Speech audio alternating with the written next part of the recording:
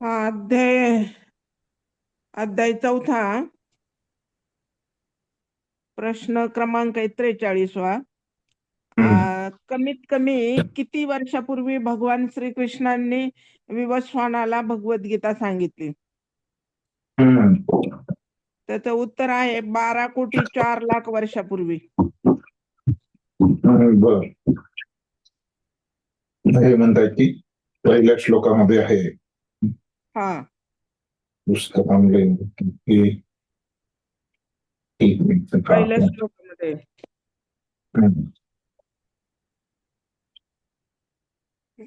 आणखीन कोणी लिहिले वेगळं उत्तर ह्याच्यापेक्षा? माताजींनी जे सांगितलं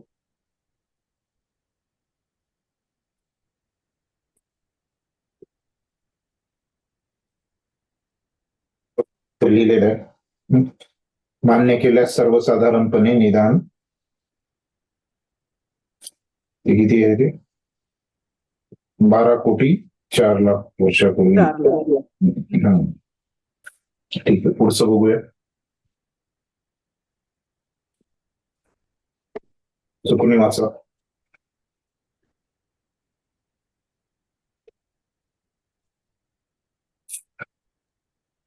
हरे कृष्ण. हा, वाचा. 6 प्रकारच्या अवतारांची यादी बनवा. खूप आहे ती, 8व्या श्लोकात आहे म्हणताय. लिहिलंय का कोणी उत्तर मग? प्रभूजी प्रभू.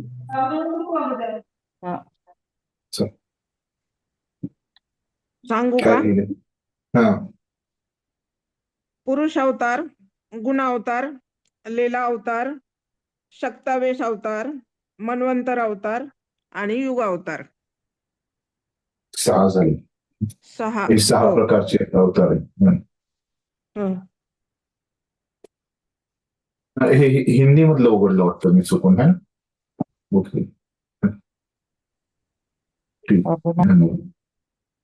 आहे. मराठी मधलं पुढचं वाचा तोपर्यंत कुणीतरी. काय प्रश्न?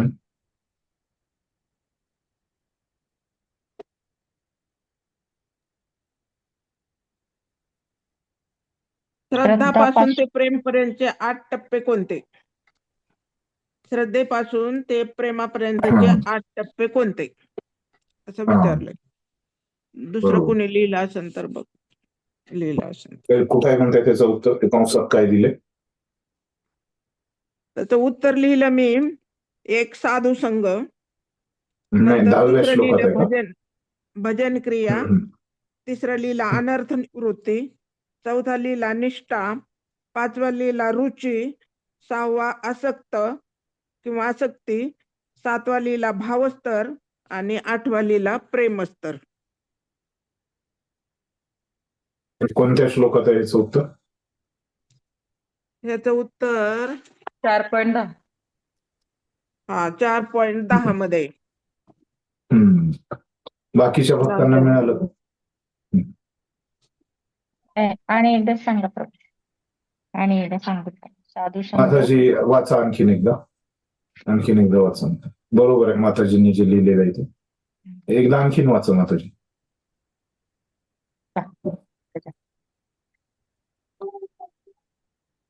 हरे कृष्ण माताजी. हा, वाचा तुम्ही आणखीन एकदा, त्यांना दुसऱ्या माताजींनी लिहिलेलं नाही.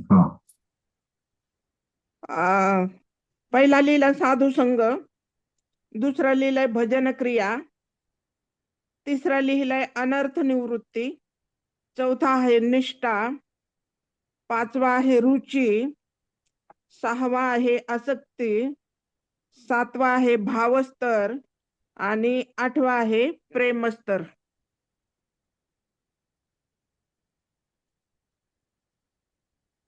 बरोबर लिहिलं सगळ्यांनी?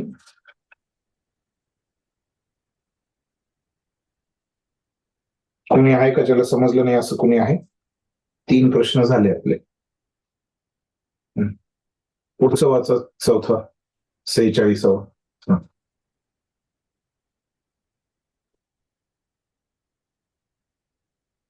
पाखंडी म्हणजे काय ते लिहा. हम्म. लिहिलंय कोणी याचं उत्तर? हो, पाखंडी म्हणजे भगवंत आणि देवता एकाच पातळीवर आहेत असे जो मानतो त्याला पाखंडी म्हणतात किंवा नास्तिक म्हणतात. बरोबर आहे. बाकीच्या भक्तांनी लिहिलं का? लिहिलंय, बरोबर आहे प्रभूजी, बरोबर आहे. पुढचं वाचा दुसरं कोणी.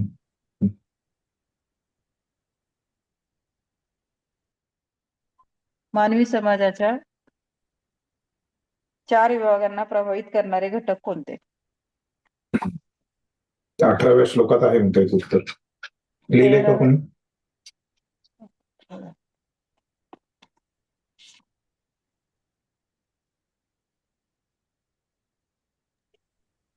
नाही लिहिलं त्याचं उत्तर. आता दुसरं कोणी लिहिलंय? माताजींनी नाही लिहिलं.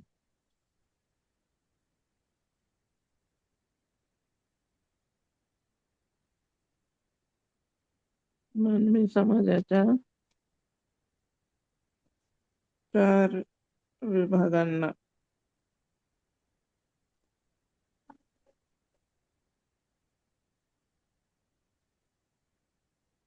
प्रभावित करणारे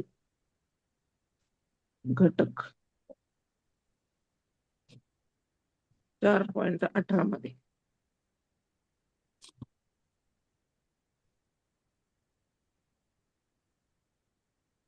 मीच नाही लिहिलं त्याचं उत्तर. नाही, प्रयत्न करा, चुकलं तर काही अडचण नाही.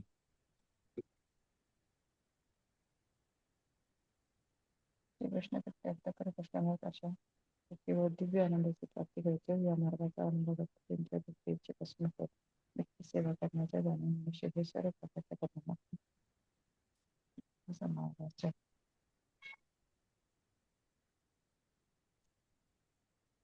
कर्म अकर्म म्हणजे फलता येते.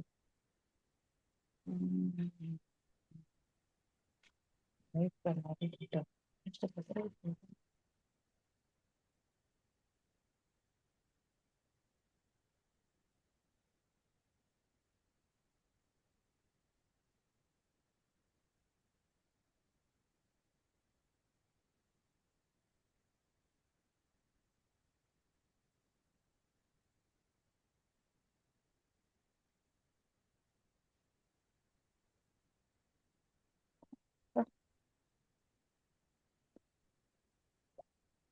त्या श्लोकामध्ये नाही आहे उत्तर त्याचं बरं का. 13 मध्ये 18व्या मध्ये तर नाहीये ते आपल्याला.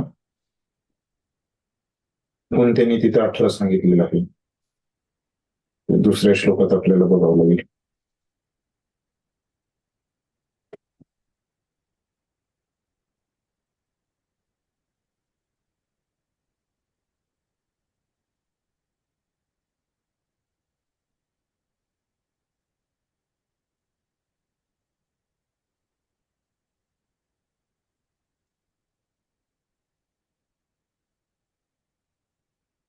विभागांना काय म्हणतात ते?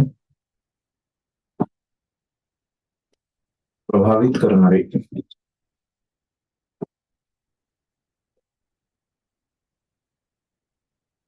प्रभूजी 13 मध्ये आहे का? 13व्यात आहे का? सापडलं तुम्हाला? शेवटचं 13व्याच्या शेवटच्या 2 लाईनी असल्या तर पूर्ण. एक बघतो मी. ज्याप्रमाणे श्रीकृष्ण हे मानवी समाजाच्या 4 वर्णाच्या पलीकडे आहेत, त्याचप्रमाणे कृष्ण भावनाभावित मनुष्य ही मानवी समाजाच्या सर्व विभागाच्या अतीत असतो. मग ते विभाग जाती, जमाती, राष्ट्र किंवा योनीचा असो. इथं आपल्याला त्यांनी काय विचारलंय की प्रभावित घटक करणारे. विचारतात. हा, नाही म्हणजे मानव समाजामधले हे जे 4 विभाग आहेत, तर या 4 विभागांना प्रभावित करणारे घटक कोणते? तर इथं आपल्याला हे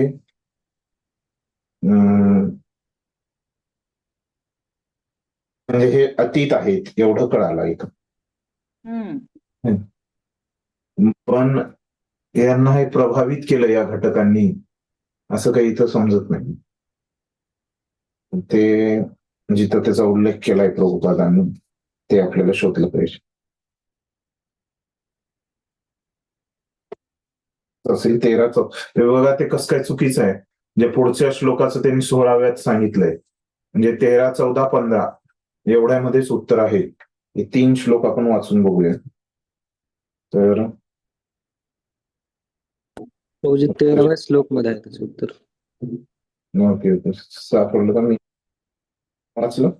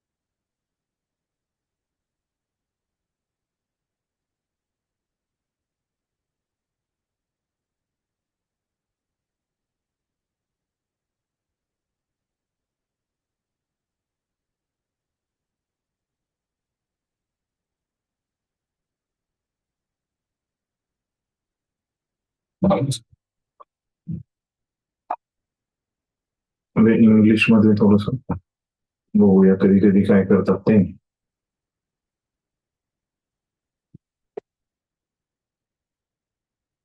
भाषांतरात चूक करतात.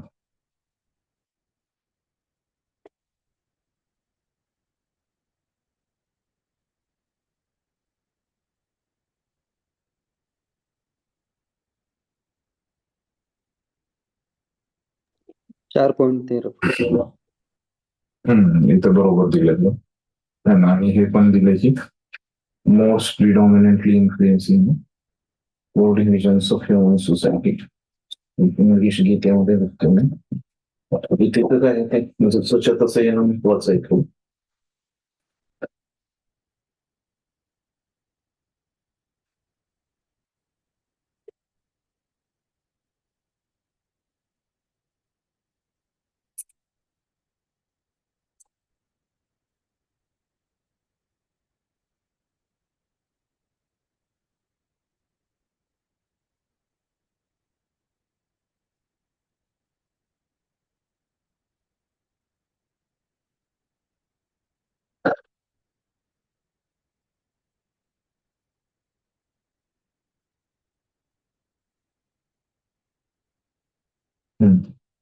बघा इथं काय आहे, मोड्स म्हणजे ते गुणांबद्दल आपल्याला लिहायचं.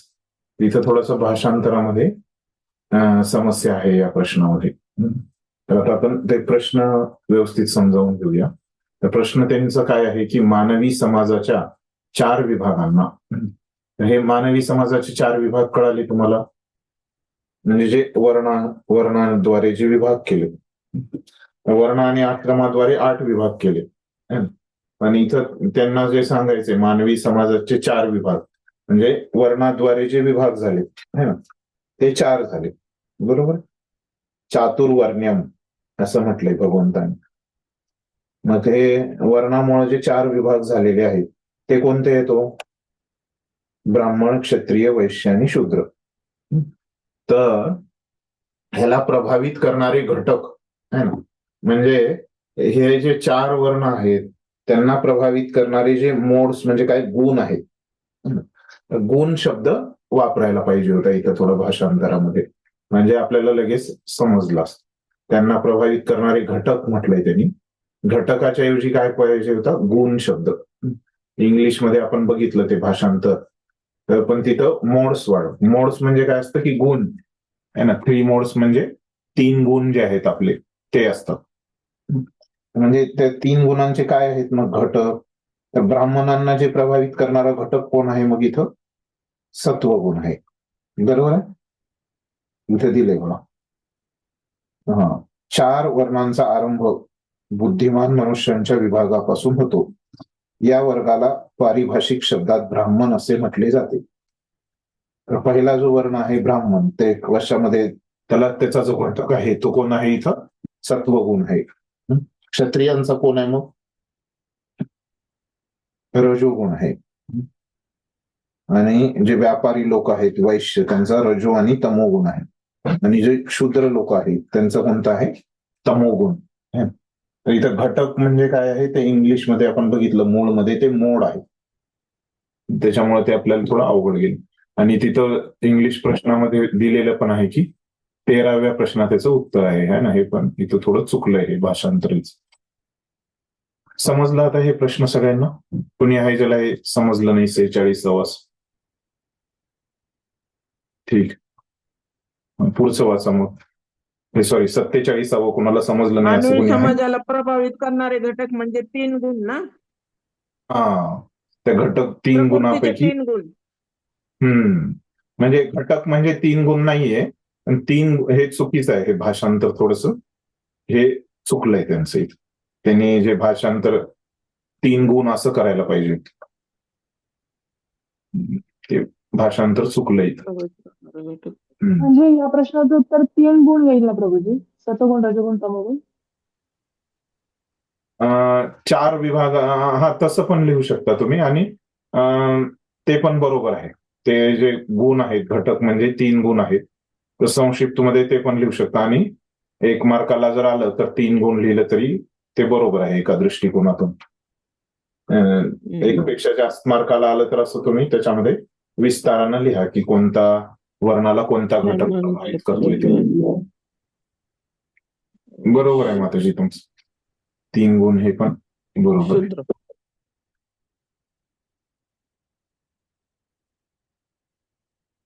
ठीक आहे, पुढचं वाचा मग कोणीतरी. 12 महाजनांची नावं विचारलीत. काय आहे तुम्ही सांग. त्याचं उत्तर आहे ब्रह्मा, शिव, शिव, नारद, मनु, चतुष्कुमार, चतुष्कुमार, कपिल, कपिल, प्रल्हाद, प्रल्हाद, भीष्म, सुखदेव गोस्वामी, सुखदेव यमराज, गोस्वामी, यमराज, जनक आणि जनक बली. राजा आणि बली महाराज. पदार्थाला पुन्हा काय बरोबर. हे तुम्हाला इथं 16व्या श्लोकातच आहे बघा. शेवटच्या परिच्छेदामध्ये इथं भागवतमचा श्लोक संख्या दिलेली आहे. आणि त्याच्यानंतर हे 12 नावं आहेत. त्या श्लोकामध्ये भागवतमचा जो 6व्या स्कंदाचा श्लोक आहे त्या श्लोकाची नावं आहे. पुढचं वाचा मग पण. परम सत्य व्यक्त केलं जातं तेव्हा पदार्थाला पुन्हा काय प्राप्त होते मग त्याला? केलेले उत्तर लिहिलंय कुणी ह्याचं? प्रभूजी. परम कर्मसत्या प्रित्यर्थ उपयोग केलेल्या पदार्थाला पुन्हा काय प्राप्त होते? हम्म. दिव्यत्व प्राप्त होते.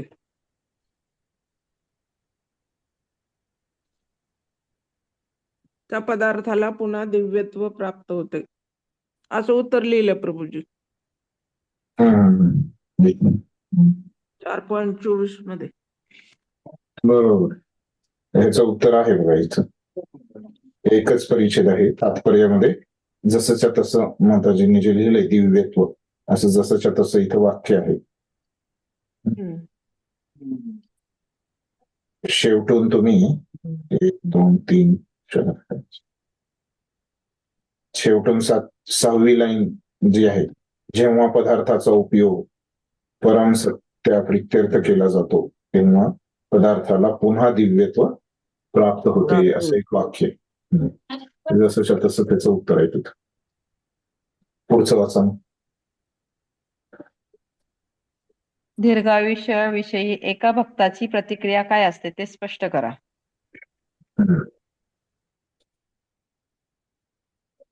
काय दीर्घायुष्याविषयी प्रतिक्रिया?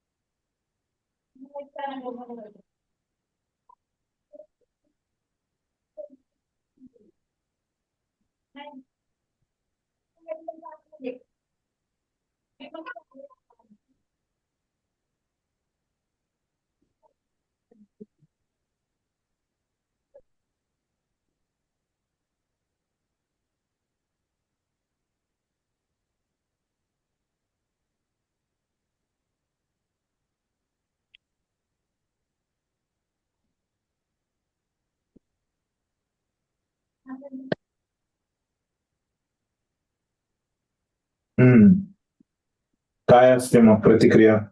लिहिलंय का कोणी उत्तर याचं? नाही. भक्ताची कोणी लिहिलंय? नाही. सोपं आहे, जसं तसं आहे याचं पण उत्तर. परिच्छेद तात्पर्य जर वाचलं ते तर तुम्हाला लगेच मिळून. वाचा आता तुम्ही सगळेजण आपल्या आपल्या गीतेमध्ये वाचा.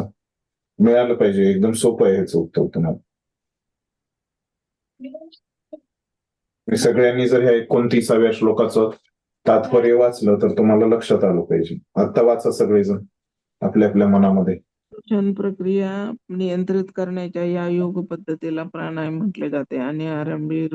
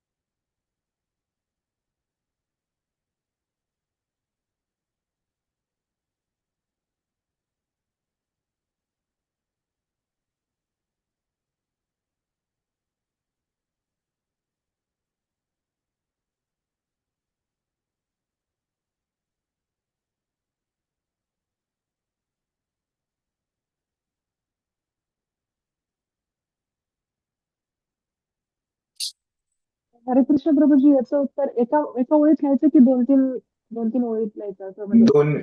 दोन्ही प्रकारे तुम्ही तयार ठेवा उत्तर, है ना. म्हणजे किती मार्काला येईल आपल्याला माहिती नाही ना. काही प्रश्नांचं कसं लगेच एका ओळीत असतं आणि दीर्घ असे 2 उत्तर असतात.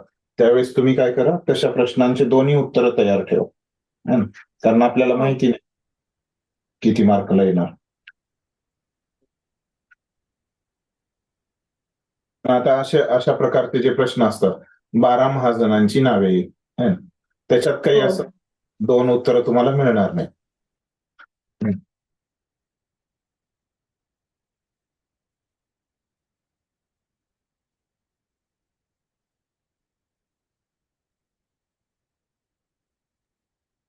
सांगू प्रभूजी? हरे कृष्ण.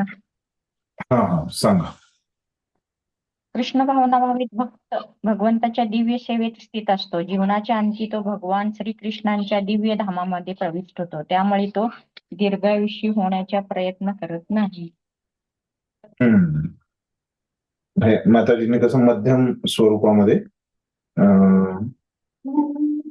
नाही पूर्णच सांगितलं, पूर्ण डिटेलमध्ये हे उत्तर सांगितलं. आणि एका लाईन मध्ये जसं माताजी म्हणत होत्या, तर त्याची प्रतिक्रिया काय असते, तो प्रयत्न करीत नाही. दीर्घायुषी होण्याचा भक्त प्रयत्न करत नाही, अशी त्याची प्रतिक्रिया एका मार्काला आलं तर. आणि हे आता माताजीने जे वाचून दाखवलं ते 2-3 मार्काला जर आलं तर असं हे पूर्ण लिहावं लागेल तुम्हाला. ठीक, समजलं हे सगळ्यांना? कुणी आहे का जरा समज? ठीक आहे, मग आता आपण अभ्यासाला सुरू करूया. तर आता आपण गीतेचा 5वा अध्याय आपण वाचत आहोत. तर त्याच्यामध्ये आपण बघितलं की हे 5व्या अध्यायामध्ये काय आहे, तर अर्जुनाला प्रश्न आलेला आहे. त्याला भगवंतांनी सांगितलेलं आहे की कर्म करा आणि त्या कर्मफळाच्या आसक्तीशिवाय तुम्ही कर्म करा, असं त्याला वाटतंय. पण त्याला असं वाटतंय की कर्मालाच आसक्ती नकोय, है ना. कर्मफळाला भगवंत काय म्हणतात की कर्मफळाला आसक्ती नका ठेवू, निष्काम भावनेनं कर्म करा. पण त्याला वाटतंय की कर्मालाच आसक्ती नाही ठेवायची, अशी त्याची चुकीची समज तिथं झालेली आहे अर्जुनाची. आणि 3ऱ्या अध्यायामध्ये पण त्यांनी असाच प्रश्न विचारलाय, आणि आता त्याला समजलं नसल्यामुळे पुन्हा 5व्या अध्यायात तो प्रश्न विचारतोय. हे आपण बघितलं होतं. सुरुवात अशी झाली या 5व्या अध्यायाची या प्रश्नाने. आणि मग या प्रश्नाचं उत्तर भगवंत काय करतायत, 2ऱ्या श्लोकापासून 6व्या श्लोकापर्यंत स्पष्ट करतायत की निष्काम भावनेनं ते कर्म केलं पाहिजे. ते कर्म श्रेष्ठ आहे या दोन्हीपैकी. जे निष्काम कर्म आहे आणि कर्म न करणं आहे, या 2 गोष्टी आहेत. ह्याच्यामध्ये निष्काम भावनेनं कर्म करणं हे श्रेष्ठ आहे, असं भगवंतांनी त्या ठिकाणी सांगितलं.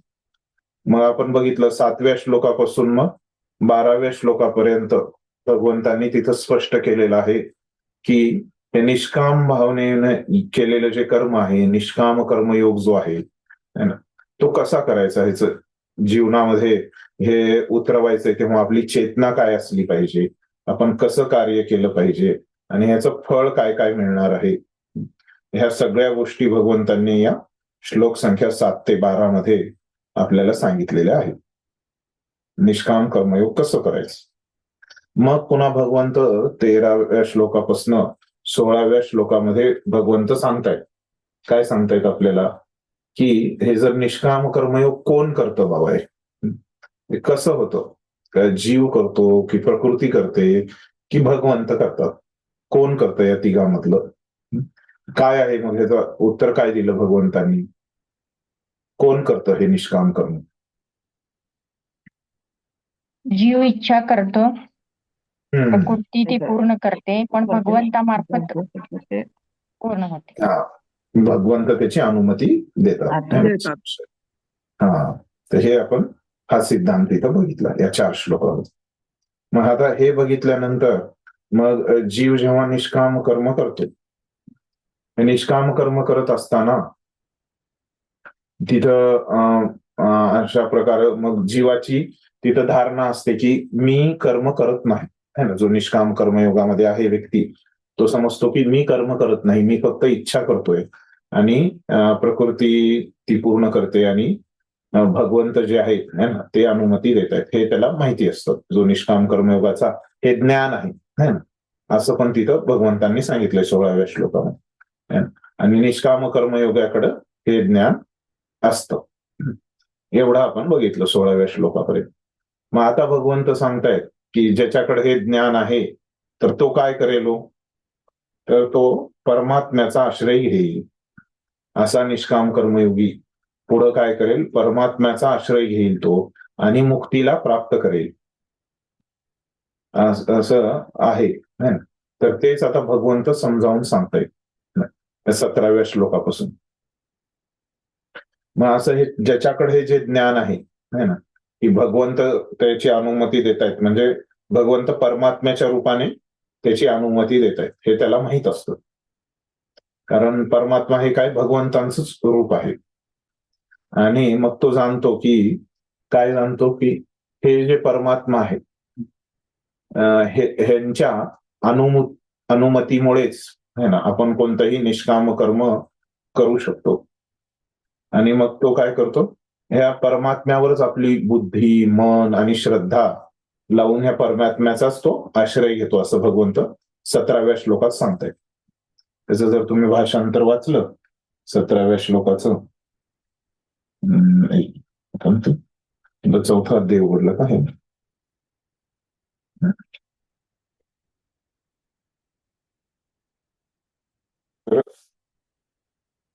हा 17. तर असं तो परमात्म्यावर ध्यान करतोय आणि त्याची बुद्धी, मन, निष्ठा, आश्रय है ना भगवंतावर, म्हणजे काय भगवंतांच्या परमात्मा रूपावर तो स्थिर करतोय है ना. आणि पूर्ण ज्ञानाद्वारे त्याला ज्ञान आहे. कशाचं ज्ञान आहे? की कर्म कोण करतंय है ना, प्रकृती करते, त्यांना करतो का भगवंत करतायत है ना.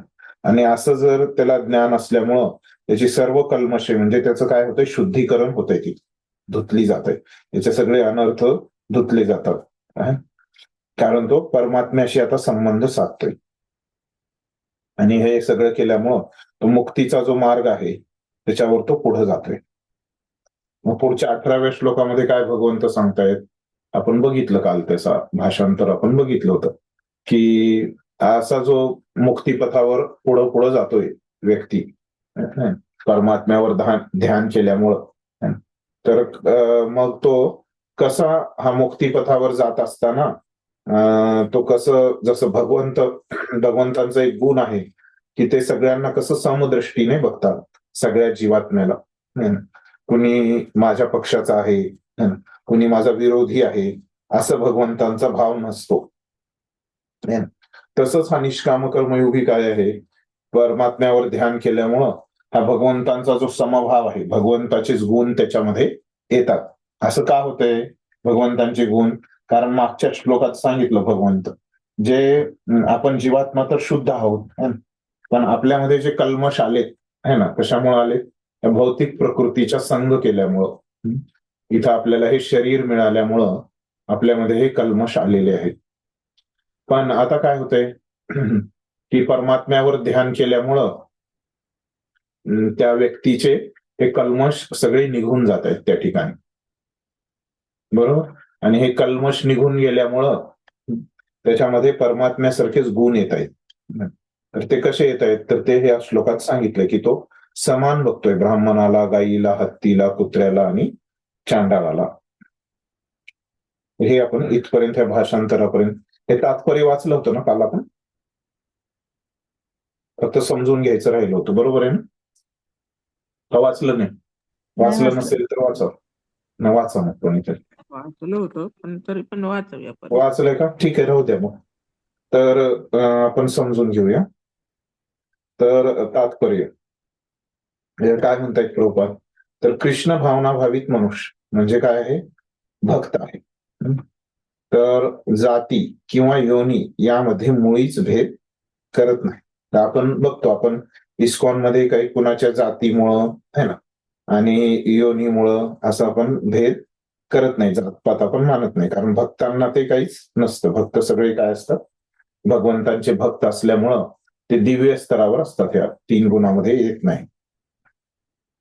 मग पुढे सांगतायत, सामाजिक दृष्ट्या ब्राह्मण आणि चांडाळ हे भिन्न असतील किंवा योनींचा विचार करता. योनी म्हणजे काय आहे इथं? त्याचा अर्थ की म्हणजे जे मनुष्य योनी है ना. तर प्राण्यांची योनी, कुत्र्याची योनी, गायीची योनी असा अर्थ आहे योनी शब्दाचा. आणि जाती म्हणजे काय की ब्राह्मण, क्षत्रिय, वैश्य, शूद्र, चांडाळ या सगळ्या जाती झाल्या. तर तेच सांगतायत प्रभुपाद की सामाजिक दृष्ट्या ब्राह्मण आणि चांडाळ हे भिन्न असतील है ना, सामाजिक दृष्ट्या म्हणजे जातीच्या दृष्टिकोनातून. आणि योनीद्वारे काय आहे, कुत्रा, गाय, हत्ती हे सगळे भिन्न आहे. बरोबर. ते म्हणजे इथं अप्रत्यक्षपणे आपल्याला काय कळलं, जाती आणि योनी काय आहे ते कळालं. मग पुढं सांगतायत, परंतु विद्वान पंडिताच्या दृष्टीने हे शारीरिक भेद निरर्थक आहे. पण विद्वान पंडित म्हणजे कोण, जो निष्काम कर्मयोगाचा अभ्यास करतोय आणि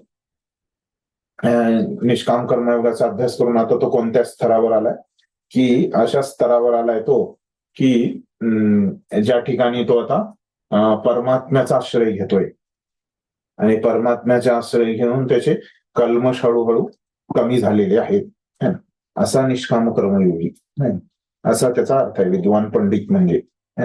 नाहीतर असं नाही की कोणताही पंडित असा त्याचा अर्थ नाही. निष्काम कर्मयोगाचा ज्यांना अभ्यास केलाय तोच असा विचार करेल. सर्वसामान्य पंडित असा विचार करणार नाही, कारण ते सर्व भगवंतांशी संबंधित आहेत. भगवंतांशी म्हणजे त्यांच्या परमात्म्याच्या रूपाशी. आणि भगवंत परमात्मा या आपल्या विस्तारित रूपा इथं दिलंय बघा आणखीन पुढे. भगवंतांच्या परमात्मा या आपल्या विस्तारित रूपाद्वारे प्रत्येकाच्या हृदयामध्ये स्थित आहे. तर भगवंतांचं जे परमात्मा रूप आहे त्याद्वारे त्यांचा संबंध आहे. परम सत्याचे असे हे ज्ञान म्हणजेच वास्तविक ज्ञान. तर हे जे ज्ञान आहे हे खरं ज्ञान आहे. तर निरनिराळ्या जाती किंवा योनीमधील शरीरांचा विचार केल्यास भगवंत प्रत्येकावर सारखेच दयाळू आहे. तर कोणत्याही भगवंत कोणत्याही जातीचा, कोणत्याही योनीचा विचार करीत नाहीत. ते सगळ्याच या 84 लक्ष योनी ज्या आहेत या सगळ्यांवरच ते कसे आहेत, समान त्यांची कृपा आहे. ते भेदभाव कधीच करत नाही, कारण ते प्रत्येक प्राणी मात्राला मित्रत्वानेच वागवितात. तेच सांगितले. आणि जीवाच्या बाह्य स्थितीचा विचार न करतात, है ना, कोणी श्रीमंत, गरीब, जात पात, है ना, योनी असा विचार भगवंत करत नाही. परमात्मा रूपाने प्रत्येक प्राणी मात्रामध्ये वास करतात. ब्राह्मण आणि चांडाळ यांचे शरीर जरी सारखे नसले तरी ब्राह्मण आणि चांडाळ दोघांमध्येही भगवंत हे परमात्मा रूपाने उपस्थित आहेत. हे जरी सारखे नाहीयेत, माहितीये, ब्राह्मण खूप बुद्धिमान आहे, पूर्ण शास्त्रांच्या नियमांचं तो पालन करतो, पण चांडाळ तसं काही करत नाही. शास्त्रांचा नियम तो काहीच पालन करत नाही. तरी पण हे वेगळे आहेत. तरी पण काय आहेत, भगवंत दोघांच्याही शरीरात आहेत, है ना. म्हणजे काय दाखवतं हे दाखवतं की भगवंत समान दृष्टी आहे त्याची. एका मुंगीच्या शरीरात पण ते असतात परमात्म्याच्या रूपानं, आणि ते एका हत्तीच्या शरीरामध्ये पण ते परमात्म्याच्या रूपानं असतात. असं नाही म्हणत की ते मुंगीचं शरीर खूप छोटं आहे, किंवा जो घाणीमधला किडा असतो त्याच्यामध्ये पण ते परमात्म्याच्या रूपाने आहेत, है ना. ते असं म्हणत नाहीत की हा किडा खूप घाणीमध्ये असतो, है ना, ते म्हणून मी जाणार नाही त्याच्या शरीरामध्ये परमात्म्याच्या रूपानं, असं भगवंत म्हणत नाही. किंवा जो सुगंधी द्रव्य बनवतो, है ना, अशा व्यक्तीच्याच ते शरीरात आहेत आणि घाणीमधल्या किड्यामध्ये ते नाही, असं नाही, कारण ते समान दृष्टी आहे. त्याच्यामुळे सगळ्यांच्या शरीरामध्ये भगवंत आहेत परमात्म्याच्या रूपाने. तर शरीर म्हणजे विविध प्राकृतिक गुणांची भौतिक निर्मिती आहे. तर विविध प्राकृतिक गुण म्हणजे काय, प्रकृतीचे गुण, जे 3 गुण आहेत. तर या 3 गुणांनी प्रत्येकाचं हे शरीर बनलेलं आहे. त्यांचं वेगवेगळं हे काय आहे, मिश्रण आहे. जे ब्राह्मण आहेत त्यांच्यात सत्वगुण जास्त आहे, जे क्षत्रिय आहेत त्यांच्यात रजोगुण जास्त आहे. आपण ते बघितलं माग 4थ्या अध्यायामध्ये, आणि आज प्रश्नोत्तर मध्ये पण आपण ते बघितलं कसं जे वैश्य आहेत त्यांच्यामध्ये तमोगुण आणि रजोगुण आहेत, आणि जे शूद्र आहेत त्यांच्यामध्ये तमोगुण आहे. तर ही जी गोष्ट आहे तर ही कसं जीवात्म्यामध्ये आहे, या 3 गुणांचं वेगवेगळं मिश्रण असतं प्रत्येक जीवात्म्यामध्ये त्यांच्या कर्मानुसार. परंतु आत्मा आणि परमात्मा यांच्यामध्ये काय आहे, ह्या दोघांमध्ये समान आहे. आपण बघितलं की ते दोन्ही काय आहे, सच्चिदानंद विग्रह आहेत, पण ह्यांची कशी आहे, मात्रा वेगळी आहे. गुण तर गुणात्मक दृष्ट्या ते समान आहेत, पण मात्रा ह्यांची है ना ती वेगवेगळी आहे. म्हणजे परिमाण जे आहे त्यांचं ते वेगळं आहे. परिणामात्मक दृष्ट्या परिणाम नाही तर परिमाण पाहिजे होतं, है. परिमाणात्मक दृष्ट्या पाहिजे होतं. इथं मला असं वाटतं की चुकीचं आहे थोडस. परिणाम म्हणजे काय होतं की रिझल्ट है ना, रिझल्ट नाही, आपल्याला ते परिमाण पाहिजे, म्हणजे त्याचं मोजमाप जे आहे ते पाहिजे आपल्याला. ते समान असू शकत नाही, परिमाण पाहिजे. आत्मा हा एका विशिष्ट शरीरातच उपस्थित असतो. आत्मा जो आहे त्याला ह्या शरीराचं, त्याला आपण जेव्हा 13व्या अध्यायामध्ये जाऊ तेव्हा आत्म्याला पण तिथं एक क्षेत्रज्ञ असं म्हटलं आहे ना, म्हणजे हे जे आपलं शरीर आहे त्या क्षेत्राबद्दल तो जाणतो, त्याला त्याच्यामुळं क्षेत्रज्ञ असं म्हटलेलं आहे. तो माझा जो आत्मा आहे तो माझ्या शरीराबद्दलच जाणतो, तुमच्या शरीराबद्दल जाणू शकत नाही. पण भगवंत परमात्मा कसं, माझ्या शरीरामध्ये जो परमात्मा, तुमच्या शरीरामध्ये परमात्मा, ते सगळे एकच आहे. तर हा परमात्मा काय करतो, माझ्या शरीरावर बद्दल पण जाणतो, तुमच्या शरीराबद्दल पण जाणतो, कारण त्यांना ते शक्य आहे, पण आत्म्याला ते शक्य नाही. तर हे फरक आहे. हा फरक जो आहे तो परिमाणात्मक दृष्ट्या आहे. तर परमात्मा प्रत्येक शरीरामध्ये उपस्थित असतो. तर कृष्ण भावनाभावित मनुष्याला याचे पूर्ण ज्ञान असतं. भक्त आहे त्याला हे सगळ्या गोष्टी माहीत असतात, म्हणून तो खऱ्या अर्थाने विद्वान असतो. त्याच्यामुळे भक्ताला बुद्धिमान म्हटलं जातं आणि विद्वान पण म्हटलं जातं. त्याला समदृष्टी असते. आत्मा आणि परमात्म्यामधील समानता म्हणजे दोघेही सच्चिदानंद आहे ना. तर समानता काय आहे की त्यांच्यामधले गुण समान आहेत है ना. तर गुण काय आहेत तर सच्चिदानंद. हे दोन्ही काय आहेत, शाश्वत आहेत. दोन्हीही ज्ञानी आहेत आणि दोन्हीही आनंदी असतात है ना. तर हे 3 गुण जे आहेत सच्चिदानंद. दोघांना फरक काय आहे की आत्मा हा केवळ विशिष्ट शरीराच्या है ना, म्हणजे आपला जो एक आत्मा आहे आपला जे विशिष्ट शरीर आहे त्याच क्षेत्रामध्ये तो चेतन असतो, म्हणजे त्या शरीराबद्दलच तो जाणतो. पण परमात्मा काय असतो की सगळ्यांच्या शरीरामध्ये तो चेतन असतो, जाणतो. तर परमात्मा हा शरीरामध्ये कोणत्याही प्रकारचा भेद न करता उपस्थित असतो. भेद न करता ते उपस्थित आहे ना. तर आपण बघितलं की कसं ते पूर्ण छोट्या योनीपासून मोठ्या योनीपर्यंत परमात्मा सगळ्याच या 84 लक्ष योनीमध्ये उपस्थित आहेत, म्हणजे ते कोणत्याही योनीमध्ये भेद नाही करत, म्हणजे समान आहेत ते. तर हे आपण इथं बघितलं की कसा तो निष्काम कर्मयोगी जो आहे त्याचे कल्मश जे आहेत है ना ते धुतल्यामुळं त्या ठिकाणी काय होतंय, तो अशा प्रकारची जी समान दृष्टी आहे ही सहजासहजी आपल्याला बघायला मिळते का, असं कोणी बघत नाही. हा जो दृष्टिकोन आहे तो सहजासहजी नसतो. हा निष्काम कर्मयोगाचा ज्याने अभ्यास केला त्यांच्यामध्येच तो असतो. मग अजून काय असतं बाबा या निष्काम कर्मयोगाचा ज्यांनी अभ्यास केलाय त्यांच्याबद्दल ते अजून सांगतायत पुढच्या 19व्या श्लोकामध्ये पण. तर काय म्हणतायत त्यांच्याबद्दल, इहेव ते जितः सर्गो येषां साम्ये स्थितं मनः निर्दोषं हि समं ब्रह्म तस्मात् ब्रह्मणि ते स्थिता. आता ह्याच्यामध्ये काय म्हणतायत भाषांतरामध्ये त्या निष्काम कर्मयोगाबद्दल, ज्यांचे मन एकत्व आणि समतेत स्थित झाले.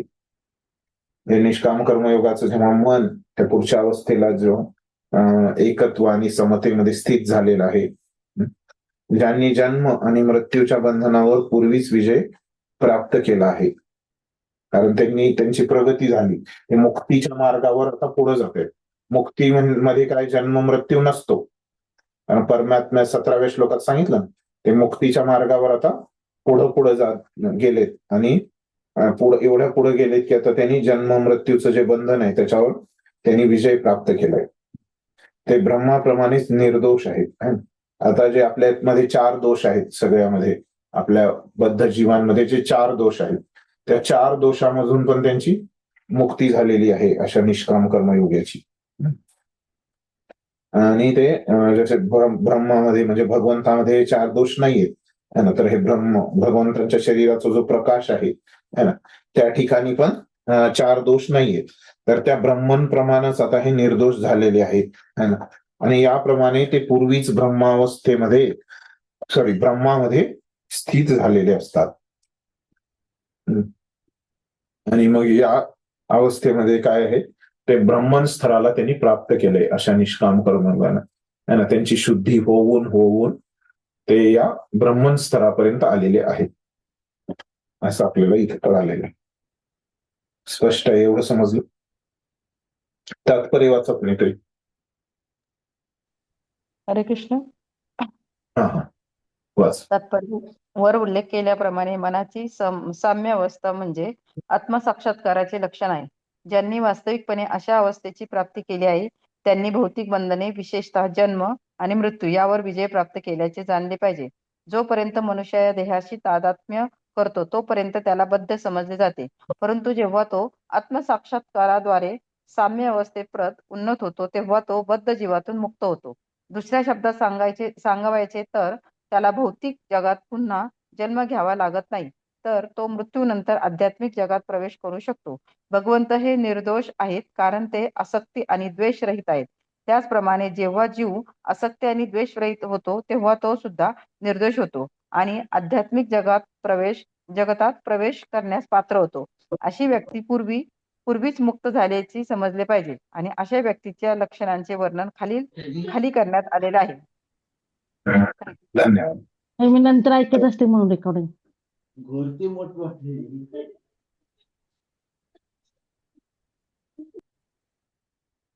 ठीक आहे. तर आता तात्पर्य समजून घेऊया. तर काय म्हणतायत की वर उल्लेख केल्याप्रमाणे मनाची साम्यावस्था म्हणजे आत्मसाक्षात्काराचे लक्षण आहे. तर प्रभुपाद काय सांगतायत की वर उल्लेख केल्याप्रमाणे म्हणजे इथं या श्लोकामध्ये तर समतेत स्थित झाला आहे असं लिहिलंय भाषांतरानं. म्हणजे त्याचं मन जे आहे समावस्थेत स्थित झालंय. आपण बघितलं की कसं होतं, मन ज्याचं समावस्थेत स्थित झालाय असा व्यक्ती काय करतो, ब्राह्मण, कुत्रा है ना, या सगळ्या योनींना समान भावनेमध्ये बघतोय तो है ना. कारण तो भगवंतासोबत ब्रह्मच्या स्तरावर आल्यामुळं भगवंत जसं समदृष्टीने बघतायत तसं तो पण समदृष्टीने बघतोय. या साम्य, तर हे काय आहे, आत्मसाक्षात्कार झालाय. म्हणजे त्याला समजलंय की आपण कोण आहोत है ना, हे त्याला स्वतःचा साक्षात्कार झालेला आहे हे सांगतात. ज्यांना वास्तविकपणे अशा अवस्थेची प्राप्ती केली आहे त्यांनी भौतिक बंधने, विशेषतः जन्म आणि मृत्यू जेव्हा ही अशी अवस्था प्राप्त होईल समत्वाची, जेव्हा व्यक्ती, तर ते काय होईल, ते जन्म मृत्यूवर त्यांनी विजय प्राप्त केलेली अवस्था असेल. आणि जोपर्यंत मनुष्य या देहाशी तादात्म्य करतो तोपर्यंत त्याला बद्ध समजतात. आपण बघितलं की भौतिक म्हणजे काय, बद्ध म्हणजे काय, तो स्वतःला शरीर समजतो. आपण काल बघितलं की, आणि जेव्हा तो आध्यात्मिक म्हणजे काय समजतो, स्वतःला आत्मा समजतो. परंतु जेव्हा आत्मसाक्षात्काराद्वारे साम्य अवस्थेत उन्नत होतो तेव्हा तो बद्ध जीवनातून मुक्त होतो. पण जेव्हा अशा प्रकारे निष्काम कर्मयोगात तो प्रगती करेल तेव्हा त्याची मुक्ती निश्चित आहे. तो मुक्त होतो शरीराच्या, ही जी समज आहे की मी शरीर आहे ह्याच्यातून तो मुक्त होतो. दुसऱ्या शब्दात सांगावयाचे तर त्याला भौतिक जगतात पुन्हा जन्म घ्यावा लागत नाही. म्हणजे जन्म मृत्यूपासून तो मुक्त झाला, तो आध्यात्मिक जगतात प्रवेश करू शकतो असं. कारण तो जन्म मृत्यूपासून मुक्त झालाय, मग तो आता आध्यात्मिक जगातच जाणार. तर भगवंत हे निर्दोष आहेत कारण ते आसक्ती आणि द्वेष रहित आहेत. भगवंतांना कोणत्या गोष्टीबद्दल आसक्ती नाहीये, द्वेष नाहीये. ह्या सगळ्या भावना आपल्यामध्येच आहेत. त्याचप्रमाणे जेव्हा आसक्ती आणि द्वेष रहित होतो तेव्हा तो सुद्धा निर्दोष होतो. बघितलं आपण की हे दोष निघून जातात, 4 दोष त्याच्यामधले निघून जातात. आध्यात्मिक जगतात प्रवेश करण्यास पात्र होतो. अशा व्यक्ती पूर्वीच मुक्त झाल्याचे समजले पाहिजे. अशा व्यक्तींच्या लक्षणाचे वर्णन खाली करण्यात आले. तर या ठिकाणी पण 18-19 मध्ये पण काही लक्षणं दिलेली आहेत, पण प्रभुपाद आता सांगतायत की पुढं पण यांची लक्षणं दिलेली आहेत. तर 20व्या श्लोकामध्ये पण यांची लक्षणं आहेत मग है ना, प्रभुपादांनी आपल्याला सांगितलं. तर काय म्हणतायत मग यांच्या लक्षणामध्ये भगवंत स्वतः सांगतायत. तर काय म्हणतायत की न प्रहर्षेत प्रियम प्राप्य नो द्विजेत प्राप्य चाप्रियम स्थिर बुद्धीर असमूढो ब्रह्मविद ब्रह्मणी स्थित. काय म्हणतायत भगवान, जो मनुष्य प्रिय वस्तू प्राप्त झाल्यावर हर्षून जात नाही, असा जो निष्काम कर्मयोगी आहे, त्याने एवढी प्रगती केलेली आहे परमात्म्यावर ध्यान करून मुक्तीच्या मार्गावर, तो एवढा प्रगत झालाय की त्याला जर काही मिळालं, कुणी दिलं, तर त्याला आनंद पण होत नाही. आणि किंवा त्याला जी आवडणारी गोष्ट आहे ती जर त्याला मिळाली नाही तर त्याला दुःख पण होत नाही. आणि त्याची बुद्धी, त्याचं मन कसं असतं, स्थिर असतं. आणि बुद्धी स्थिर असल्यामुळं त्याला मोह पण होत नाही, तो मोहरहित असतो आणि भगवत विज्ञान जाणतो. हे सगळं जे ज्ञान आहे शास्त्रांमधलं ते पण तो जाणतो. त्याच्यामुळे तो ब्रह्मस्तरावर तो अगोदरच स्थित असतो. ही त्याची लक्षणं आहेत. लक्षणांबद्दल आता प्रभुपाद काय सांगतायत वाच तात्पर्य नाही.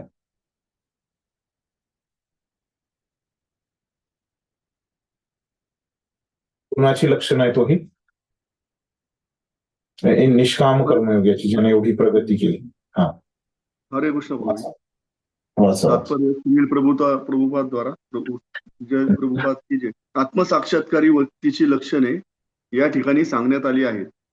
पहिले लक्षण आहे की तो स्वतःच्या शरीराशी मिथ्या तादात्म्य करून मोहित होत नाही. तो निश्चितपणे जाणतो की आपण हे शरीर नाही तर आपण भगवंतांचे अंश आहोत. म्हणून तो शरीराशी संबंधित कोणतीही गोष्ट प्राप्त झाल्यावर हर्षित होत नाही. तसेच शरीराशी संबंधित गोष्ट गमावल्याने शोकही करत नाही. मनाच्या या स्थिरतेला स्थिर बुद्धी म्हटले जाते. म्हणून तो स्थूल देहालाच आत्मा असे चुकीने समजून मोहित होत नाही. तसेच देहाला शाश्वत मानित नाही आणि आत्म्याचे अस्तित्व अमान्य करीत नाही.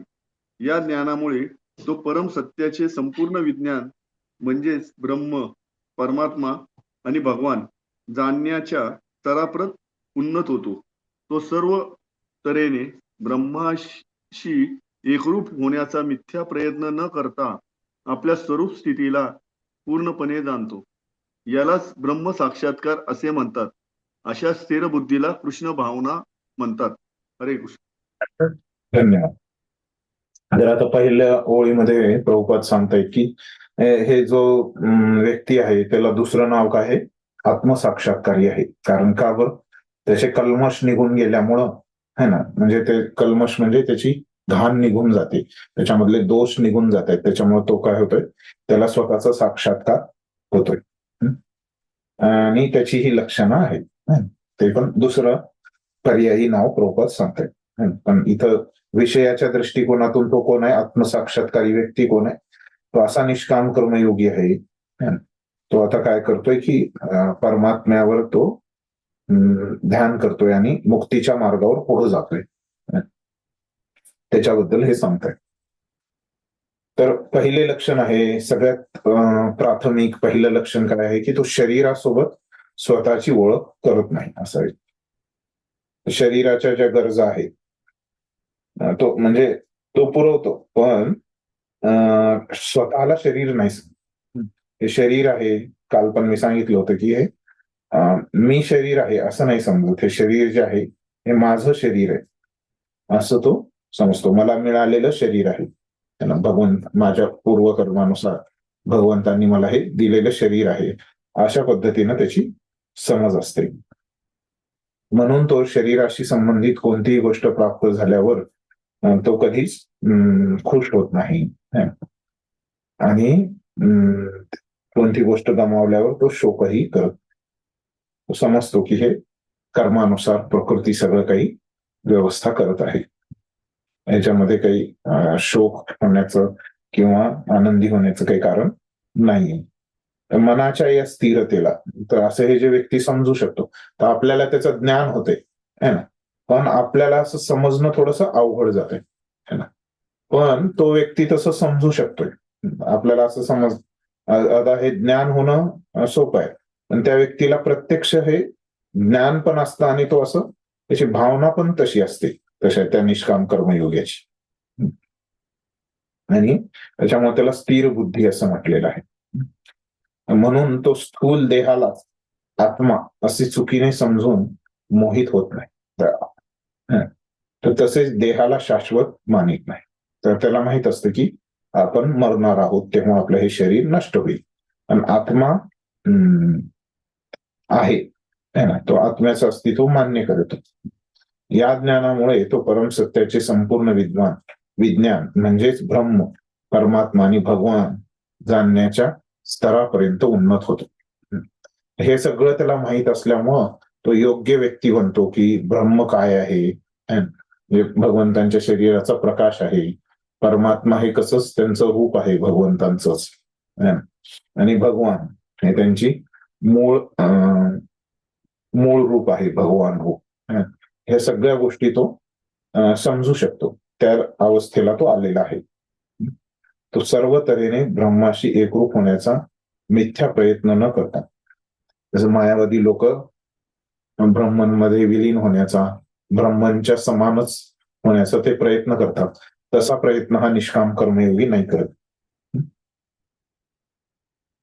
तेव्हा आपल्या स्वरूप स्थितीला जाणण्याचा, आपण कोण आहोत हे जाणण्याचा तो प्रयत्न करत असतो.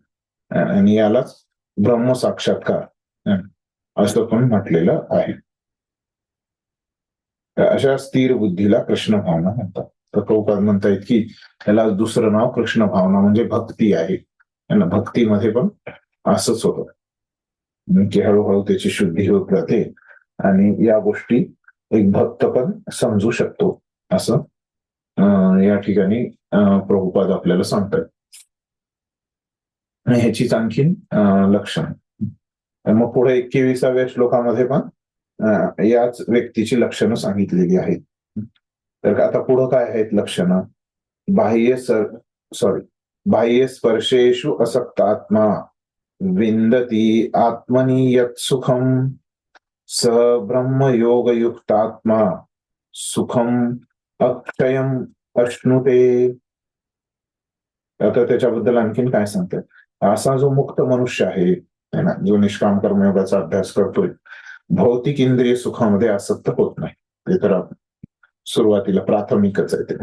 इंद्रिय तृप्तीत तो पडत नाही, कारण शरीराला स्वतःला शरीर मानत नाही, त्याच्यामुळे तो इंद्रिय तृप्ती पण नाही करत, इंद्रिय सुखात पण तो नाही करत.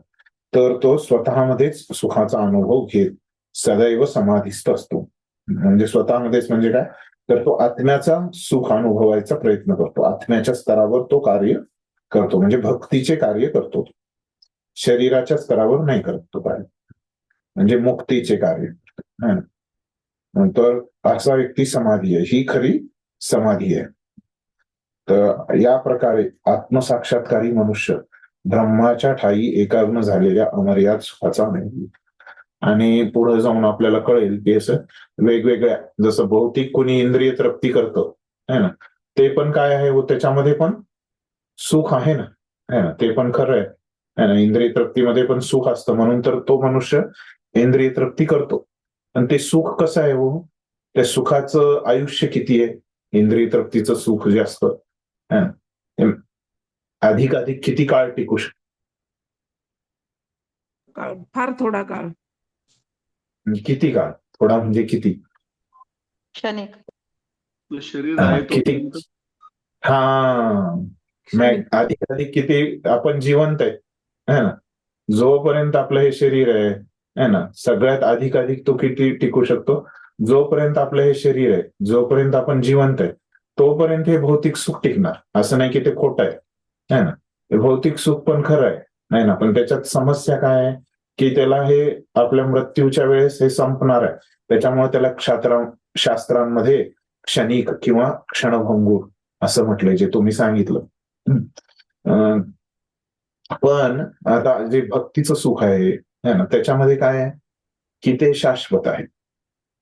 भक्तीचं हे आपल्या मृत्यूचे अमर आहे, आत्मा जसा अमर आहे तसं हे भक्तीचं पण सुख काय आहे, अमर आहे.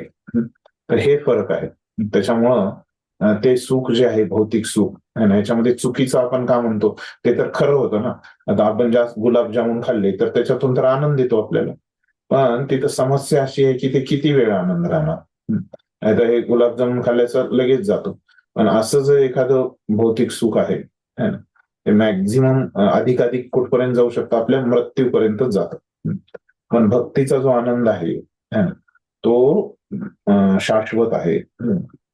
तर हा शाश्वत सुखाचा आनंद घेत असतो, समाधिस्थ असतो हा आत्मसाक्षात्कारी. त्याच्यामुळं ह्याचं जे आत्म्याच्या स्तरावरचा आनंद घेतोय, त्याच्यामुळे ह्याचा आनंद कसं सांगितलं इथं, अमर्याद सुख आहे ह्याचं. तर कारण काय आहे, हे भौतिक सुख नाही आहे ह्याचं, त्याच्यामुळं हा अमर्याद आणि हे अशा प्रकारचं सुख आहे त्याचं. तात्पर्य वाचा कोणी.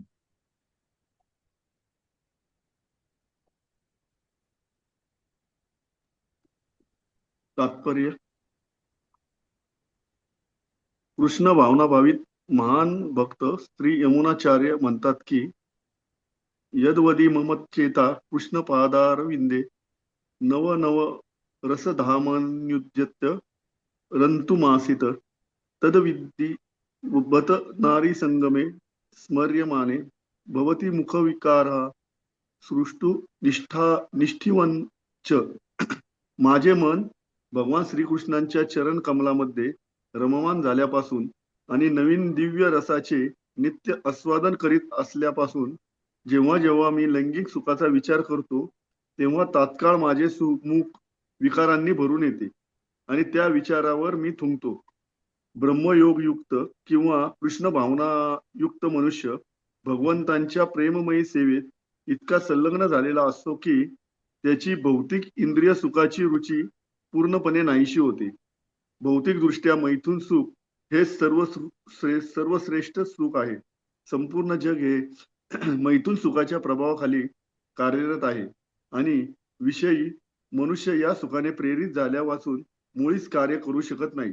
परंतु कृष्ण भावनेमध्ये युक्त असलेल्या मनुष्य मैथुन सुख टाळून अधिक जोराने कार्य करू शकतो. आध्यात्मिक साक्षात्काराची हीच कसोटी आहे. आध्यात्मिक साक्षात्कार आणि मैथुन सुख कधीच एकत्रित राहू शकत नाहीत. कृष्ण भावनाभावित मनुष्य हा मुक्त जीव असल्यामुळे तो कोणत्याही प्रकारच्या इंद्रिय सुखाकडे आकर्षित होत नाही. हरे कृष्ण. धन्यवाद. तर बघा आता काय सांगतायत प्रभुपाद आपल्याला, की कृष्ण भावनाभावी महान भक्त, भगवंतांचेच असे एक महान भक्त आहेत है ना, श्री यमुनाचार्य है ना, हे श्री संप्रदायामधले भक्त आहेत. तर ते त्यांच्या ग्रंथामध्ये लिहित आहेत. तर काय म्हणतात ते, की माझं मन भगवान श्रीकृष्णांच्या चरण कमलामध्ये रममान झाल्यामुळं आणि नवीन दिव्य रसांचे नित्य आस्वादन करीत असल्यापासून जेव्हा जेव्हा मी लैंगिक सुखाचा विचार करतो तेव्हा तात्काळ माझे मुख विकारांनी भरून येते. तर ते म्हणतायत की हे यमुनाचार्य आधी राजा होते आणि मग ते भक्त बनतात. तर राजांना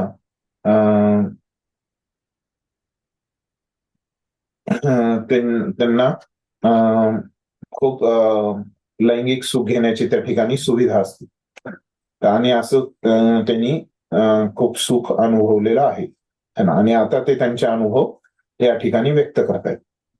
तर ते काय म्हणतायत की जेव्हा मी भगवंतांच्या चरण कमलामध्ये रममान झाल्यापासून आणि म्हणजे जेव्हापासून मी हे भक्ती करतोय है ना, तर त्याच्या अगोदर मी काय केलंय, अशा लैंगिक सुखाचा मी अनुभव घेतलेला आहे. तर पण मी आता दोन्ही प्रकारचं सुख घेतलंय, भक्तीचं पण घेतलंय आणि ते लैंगिक सुख पण मी अनुभव घेतलंय. मग आता काय होतंय की मी जेव्हा हे भक्तीचं सुख मी अनुभवलंय, तर तेव्हा मी ते जे दुसऱ्या प्रकारचं सुख आहे ना, तर ते एवढं तुच्छ आहे की मी त्याच्यावर थुकतो. अशा प्रकारे ते स्वतःचा अनुभव सांगतायत. म्हणजे भक्तीचं सुख इथं किती श्रेष्ठ आहे हे त्यांच्या अनुभवावरून आपल्याला समजते.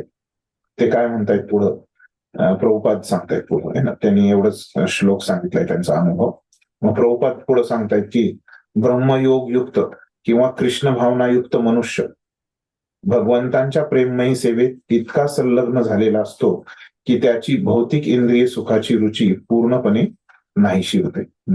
मग इथं काय आपण बघतो की या यमुनाचार्यांच्या अनुभवावरून ज्यानं भक्तीचं खरं सुखाचा ज्यांनी अनुभव घेतलाय, तर त्यांना जे इंद्रिय तृप्ती, इंद्रिय विषयामधून जे सुख आहे ते त्याच्यामध्ये पण सुख असतं, पण ते खूप कमी असल्यामुळं आणि त्याची जी रुची आहे ती निघून जाते इंद्रिय सुखाची. आणि भौतिक दृष्ट्या हे इंद्रिय सुखामध्ये सगळ्यात जे मोठं सुख आहे ते मैथुन सुख असं आहे. आणि पूर्ण जगामधील सगळे जे व्यक्ती आहेत तर या सुखाच्या प्रभावाखाली सगळेजण कार्य करतात.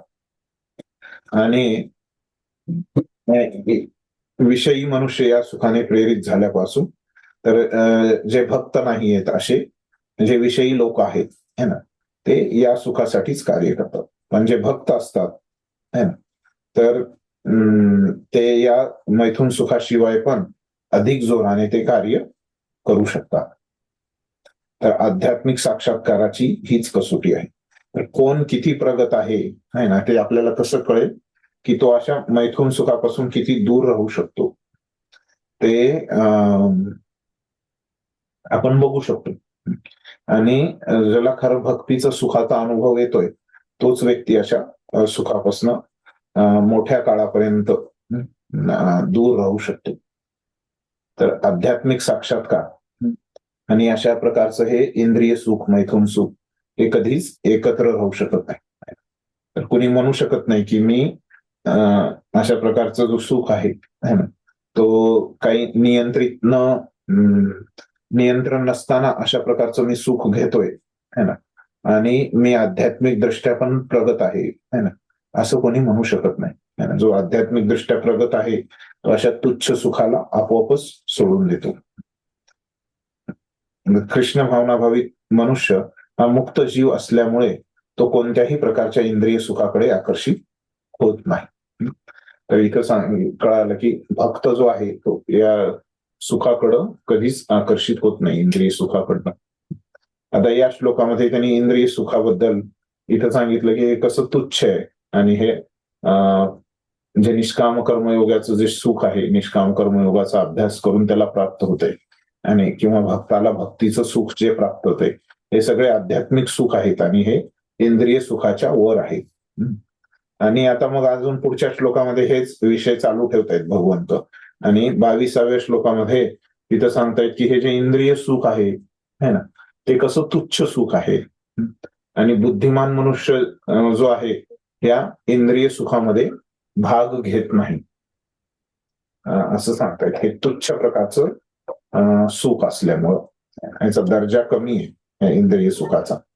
तर श्लोक असा आहे की एही संस्पर्श जा भोगा दुःखयोनय एव ते आद्यंतवंत कौंतेय अतेषु रमते बुधः. काय म्हणतात भगवंत की भौतिक इंद्रियाच्या संयोगापासून तर उत्पन्न होणाऱ्या दुःखांच्या कारणामध्ये बुद्धिमान मनुष्य भाग घेत नाही.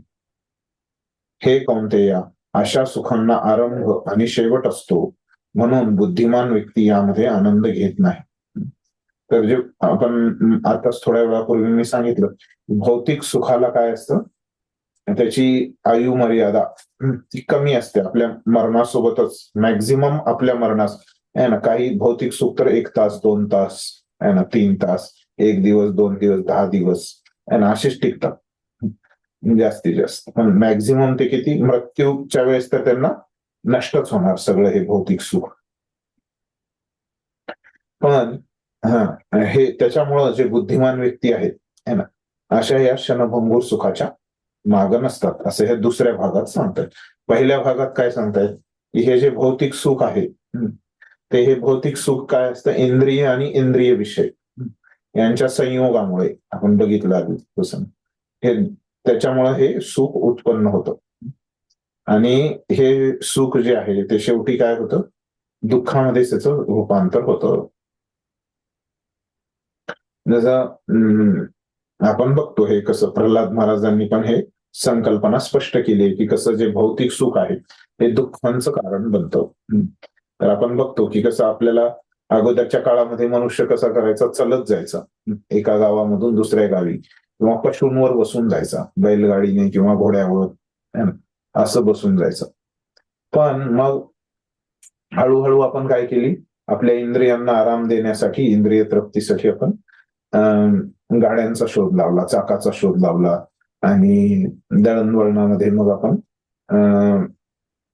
बैलगाड्या, अगोदर घोड्यावरच बसून जायचो, घोड्यावर बैलावर असं प्राण्यांवर, चाकाचा शोध लावल्यावर मग बैलगाड्यांमध्ये आपण जायला लागलो. आणि मग पुन्हा आपण कसे वाहनं बनवली या ठिकाणाहून दुसऱ्या ठिकाणी जाण्यासाठी.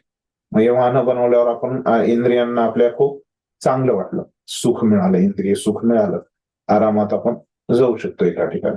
आणि त्याच्यामध्ये हे आपल्या दुःखाचं कारण कसं बनलं की त्याच्यामधून जे प्रदूषण होते, आता हे प्रदूषण दुःखाचं कारण बनलं आपल्या.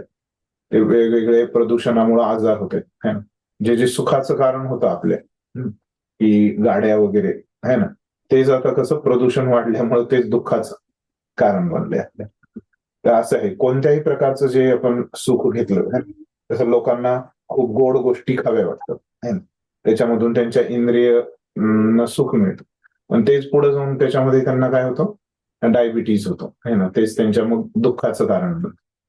तर असं आहे, जे कोणतंही तुम्ही भौतिक सुख घ्या तर त्याच्यामध्ये तुम्हाला काही काळानंतर त्याच्यामध्ये ते दुःखाचंच कारण बनणार, कारण ते त्याचा ते गुणधर्मच आहे की ते नष्ट होणार.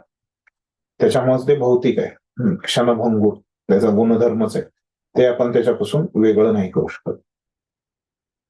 आता तात्पर्य आपण बघूया की काय म्हणतायत प्रभुपाद, की प्राकृतिक इंद्रियांच्या संयोगामुळे भौतिक इंद्रिय सुखे उत्पन्न होतात. तर ही जी इंद्रिय आहेत आपल्याला प्रकृतीमधून, आपल्याला माहिती आहे की हे शरीर आपल्याला प्रकृतीपासून मिळालेलं आहे, आणि हे इंद्रिय पण आपल्याला प्रकृतीपासून मिळालेली आहे, प्राकृतिक आहे. तर हे इंद्रिय जे आहेत, हे इंद्रिय विषय यांसोबत त्यांचा संयोग होतो, आणि मग इथं भौतिक इंद्रिय सुख आपल्याला प्राप्त होतं. जेव्हा इंद्रिय आणि इंद्रिय विषय एकत्र येतात तेव्हा आपल्याला भौतिक इंद्रिय सुख इथं उत्पन्न होते. आणि शरीर हेच मुळी तात्पुरते असल्यामुळे प्राकृतिक इंद्रिय ही तात्पुरती असतात. आपल्याला माहिती आहे की शरीर पण आपलं नष्ट होणार आहे, आणि शरीर जेव्हा नष्ट होणार आहे तेव्हा आपली इंद्रिय पण नष्ट होणार आहे. तर क्षणभंगूर अशा कोणत्याही गोष्टी मुक्त जीव रमत नाही.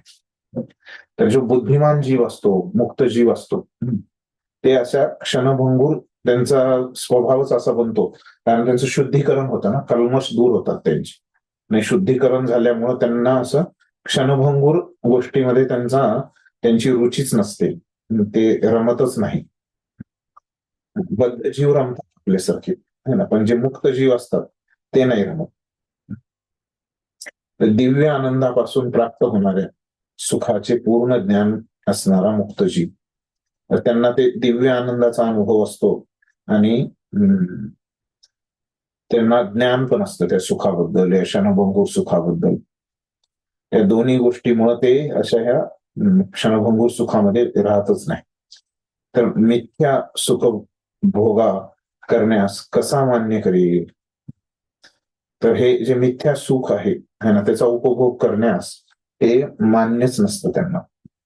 तर हे कुठं सांगितलंय, तर असेचा एक श्लोक पण आहे, ते काय म्हणतात पद्मपुराणामध्ये, तो श्लोक आहे, रमन्ते योगिनोनन्ते सत्यानंदे चिदात्मनि इति रामपदेनासौ परम ब्रह्माभिधीयते.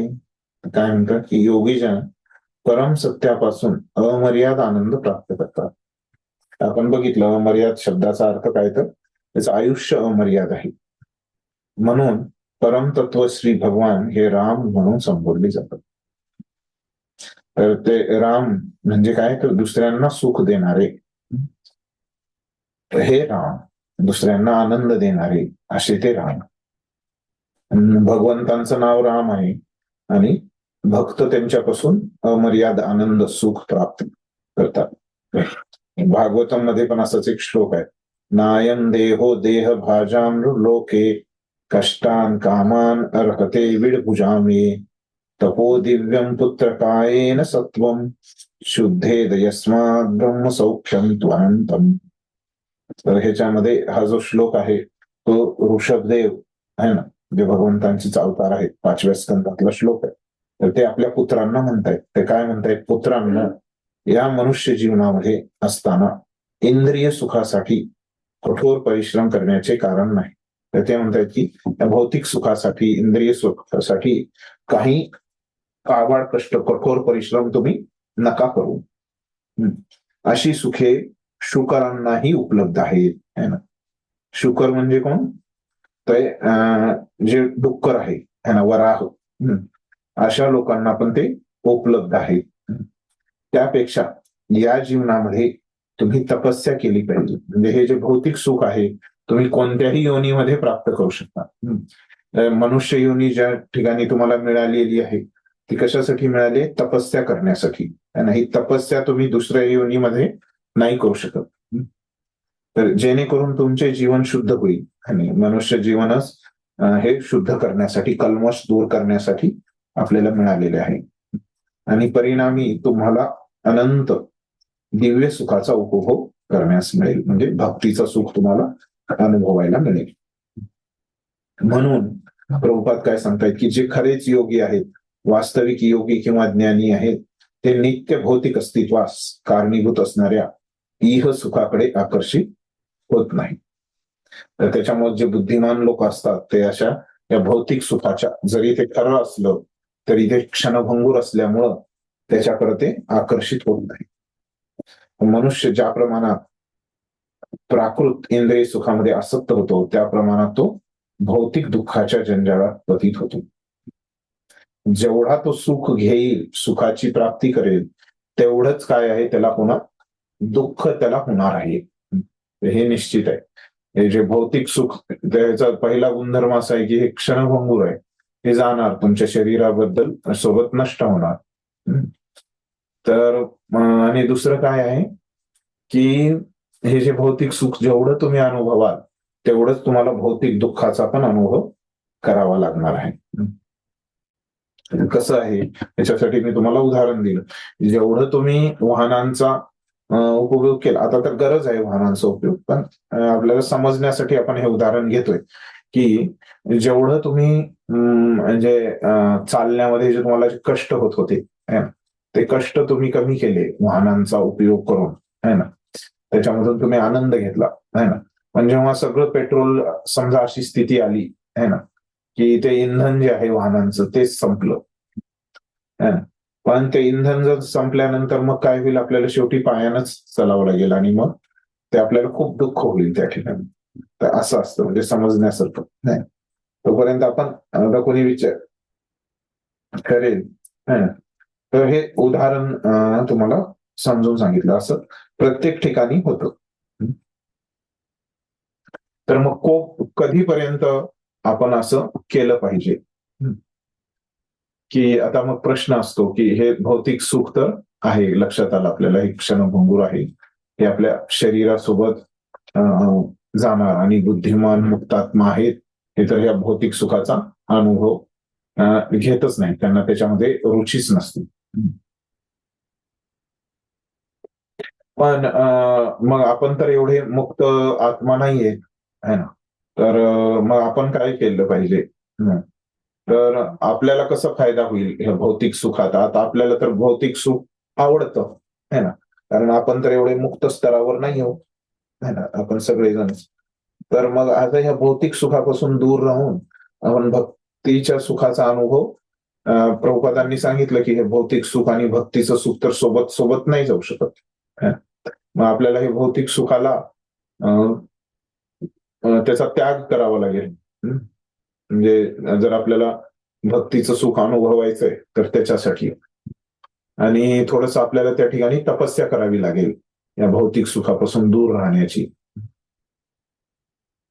आणि जर असं आपण केलं, असं जर आपण तपस्या केली आणि हे भौतिक सुखाची जी आपली भूक आहे ती जर आपण सहन केली तर आपल्याला मिळणार आहे काय? मग आपल्याला काय फायदा होईल?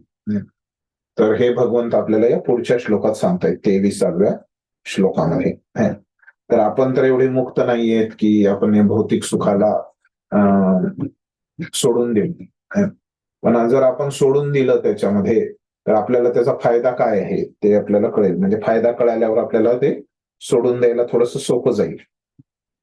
तर भगवंत सांगतायत पुढं, शक्नोती इह एव इह सोडून प्राक शरीर विमोक्षणात काम क्रोधोद्भवम वेगम सह युक्त स सुखी नरः. तर आता इथं सांगतायत की वर्तमान शरीराचा त्याग करण्यापूर्वी म्हणजे मरण्याच्या पूर्वी जर मनुष्य प्राकृत इंद्रियांचा आवेग सहन करू शकला, जर आपण हे सहन करू शकलो, या भौतिक सुखाला दूर ठेवणं, हे मरेपर्यंत जर आपण असं सहन केलं तर काय आहे, तर काय होणार आहे बघा. आणि काम आणि क्रोध यांच्या वेगाला आवरू शकलो, आणि काम आणि क्रोधाला पण आपण आवरलो, इंद्रियांना पण आपण आवरलो, आवेग दिला, आणि काम आणि क्रोधांना पण जर आवरलं आणि योग्य प्रकारे जर आपण स्थित झालो भक्तीमध्ये किंवा या निष्काम कर्मयोगामध्ये, तर तो या जगात सुखी असतो. ह्याचा फायदा काय आहे? आपल्याला असं वाटतं की इंद्रिय सुख घेतल्यावर आपण सुखी होणार, पण भगवंत इथं सांगतायत की तसं नाही. तुम्ही जर हे सहन करू शकला मरेपर्यंत, आहे ना, किती काळ सहन करायचंय? मरेपर्यंत तुम्ही हे सहन करा. हे सहन केल्यावरच तुम्ही जास्त सुखी होणार आहेत, हे भगवंत सांगतात. असं नाही की त्याचा उपभोग घेतल्यावर तुम्ही जास्त सुखी होणार. तर उपभोग घेतल्यावर पण सुखी होणार आहेत, है ना, पण जास्त सुखी कधी होणार आहे? तुम्ही ते सहन केलं तर, है ना. पण आपल्याला काय वाटतं की उपभोग केल्यावरच आपण सुखी होणार आहे, असं चुकीचं आपल्याला वाटतं.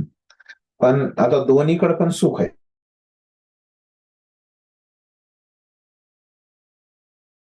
पण हे सहन केल्यावर जे सुख आहे ते खूप जास्त आहे ना, आणि त्याला थोडस तुम्हाला किंमत मोजावी लागते ती सहन करण्याची, नाही ना, तेव्हाच त्या सुखाचा तो अनुभव होतो.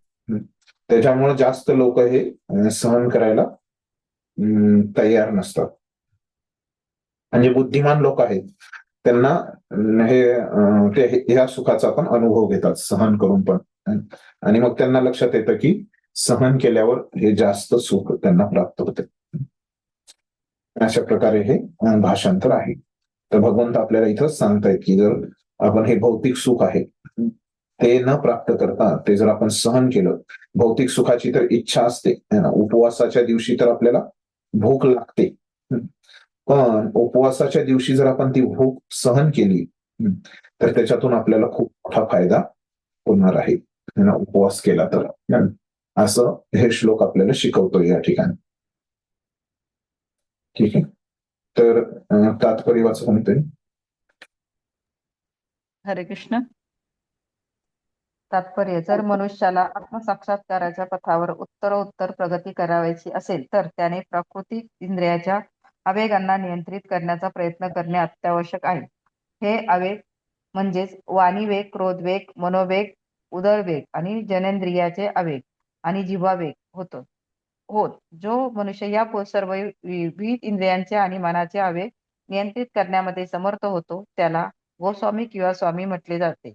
असे गोस्वामी अत्यंत संयमित जीवन जगतात आणि इंद्रियाच्या वेगाचा पूर्णपणे त्याग करतात. भौतिक इच्छा जेव्हा अतृप्तच राहतात तेव्हा त्यांच्यापासून क्रोध निर्माण होतो आणि अशा प्रकारे मन, नेत्र आणि वक्षस्थळ शुद्ध होतात.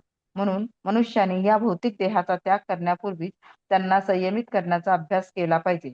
जो हे करू शकतो तो आत्मसाक्षात्कारी असल्याचे जाणले पाहिजे आणि या प्रकारे तो आत्मसाक्षात्काराच्या स्थितीत सुखी असतो. काम आणि क्रोध यांना कठोर परिश्रमाद्वारे संयमित करण्याचा प्रयत्न करणे हे योगी मनुष्याचे कर्तव्यच आहे. हरे कृष्ण. धन्यवाद. तर बघा आता इथं काय सांगतायत प्रभुपाद आपल्याला, भगवंतांनी काय सांगितलं तर हे समजलं आपल्याला. तर आता प्रभुपाद म्हणतायत की जर मनुष्याला आत्मसाक्षात्काराच्या पथावर उत्तरोत्तर प्रगती करावायची असेल तर त्याने प्राकृत इंद्रियांच्या आवेगांना नियंत्रित करण्याचे प्रयत्न करणे अत्यावश्यक आहे. आपल्याला जर आध्यात्मिक स्तरावर, आत्मसाक्षात्काराच्या स्तरावर जर पुढं पुढं जायचंय, मुक्तीच्या मार्गावर जर पुढं पुढं आपल्याला जायचंय, तर अशा प्रकारे आपण आवेग सहन करणं आवश्यक आहे. त्याच्यामुळेच आपण उपवास वगैरे करतो. त्याच्यामध्ये काय होतं उपवासामध्ये, तर आपला हे जिव्हावेग आहे ना, हा तिथं आपल्याला आवेग, ह्याच्या जिव्हेवर आवेग ठेवण्यासाठी मदत होते. तर हे आवेग कोणते कोणते आहेत, तर हे 6 आवेग असतात. तर वाणी वेग, क्रोध वेग, मनोवेग, उदरवेग, जनेंद्रियांचे वेग आणि जिव्हेचे वेग. तर गुरूंचं एक लक्षण असतं की कोण गुरु होऊ शकतं, है ना. ह्या 6ही वेग ज्याने पूर्ण नियंत्रित केले आहेत असाच व्यक्ती गुरु होऊ शकतो, असं उपदेशामृत मध्ये पहिला श्लोक आहे. तो आपण त्यावेळेस आपण अभ्यास करू त्याचा. पण आता इथे एवढं समजून घेऊ की हे 6 आवेग असतात आणि 6 आवेग जे आहेत,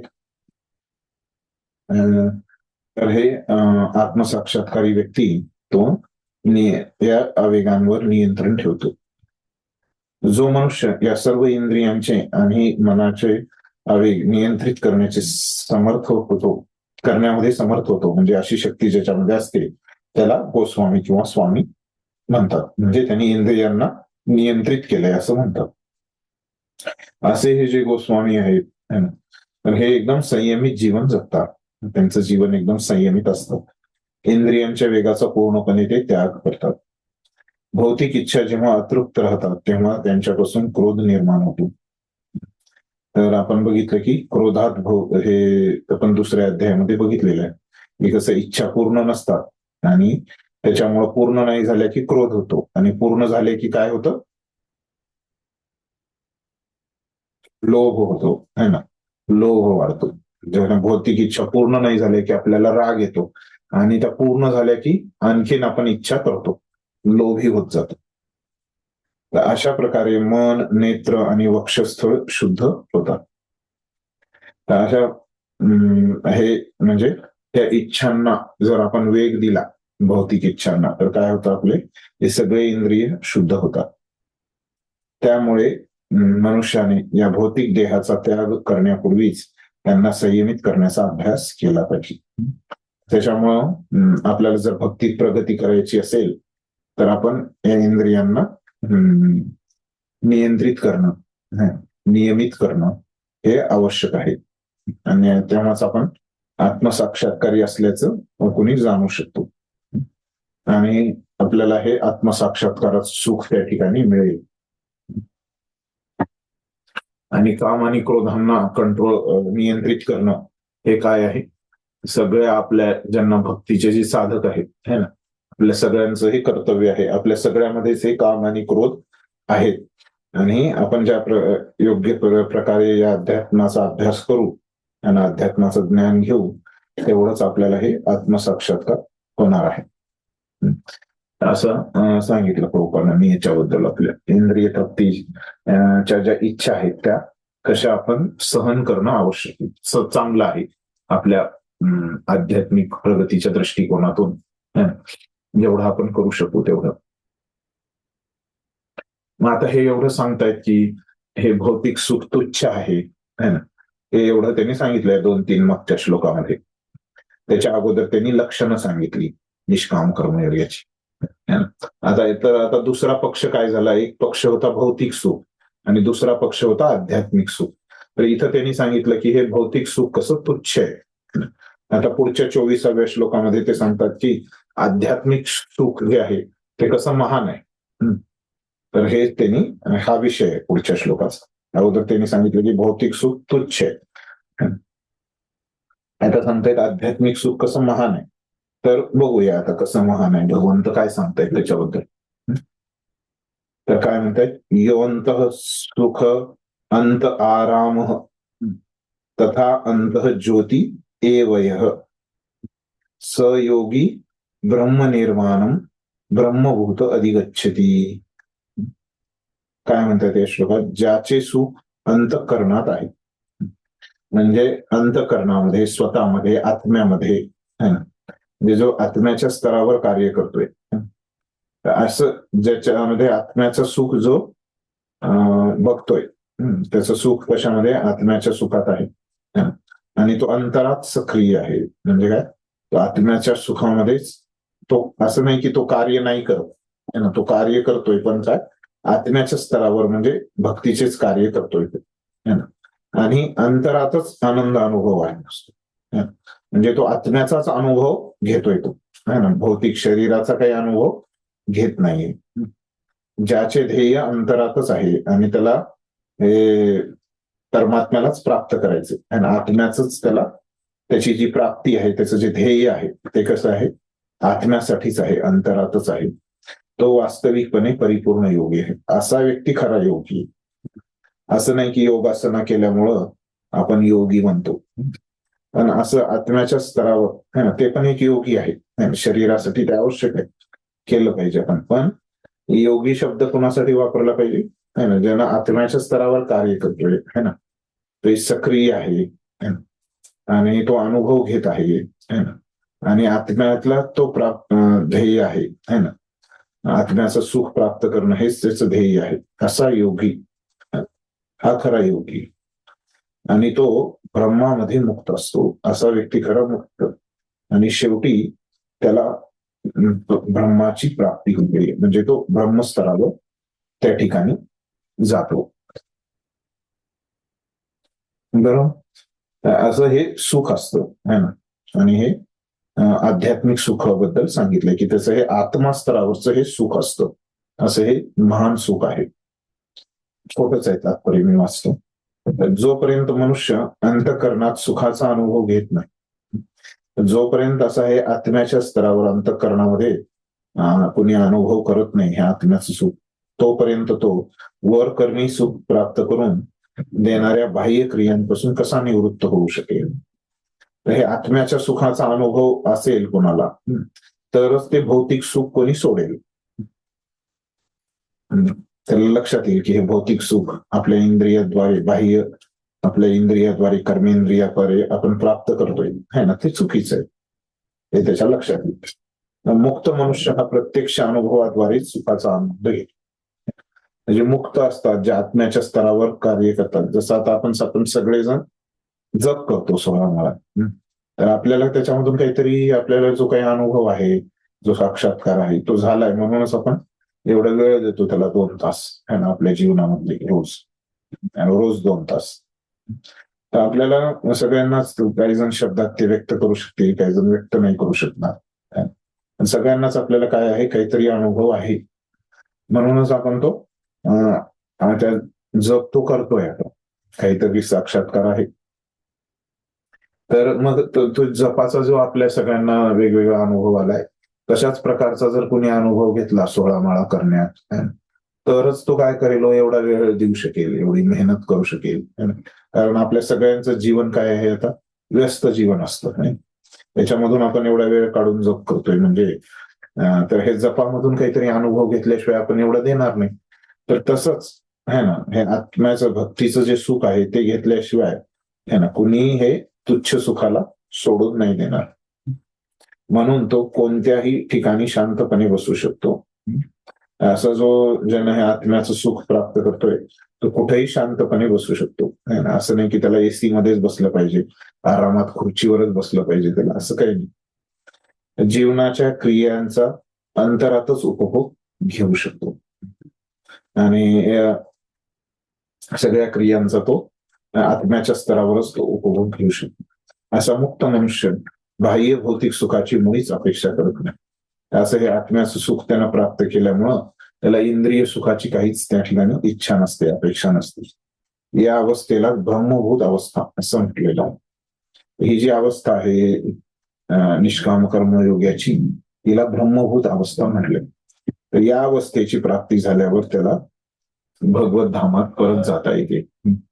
तर अशा व्यक्तीला हे सुख प्राप्त केल्यानंतर त्याला परत जाता येतं.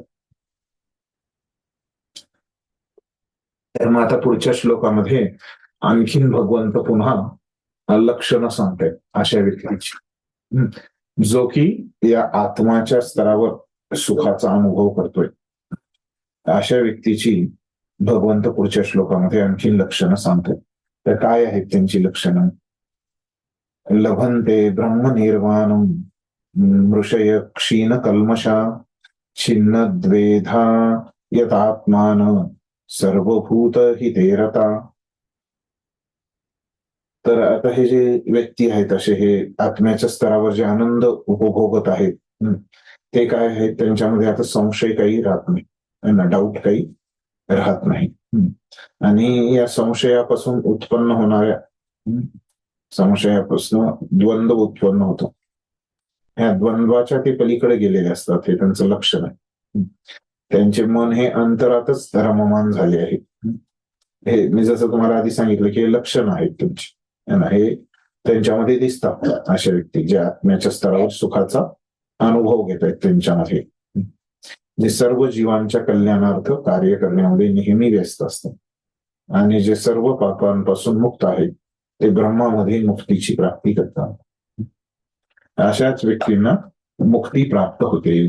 ते मुक्तीच्या मार्गावर पुढे जातात आणि एक दिवस त्यांना ही मुक्तीची प्राप्ती त्यांना होते. अशा प्रकारची लक्षणं त्यांना दिसतात.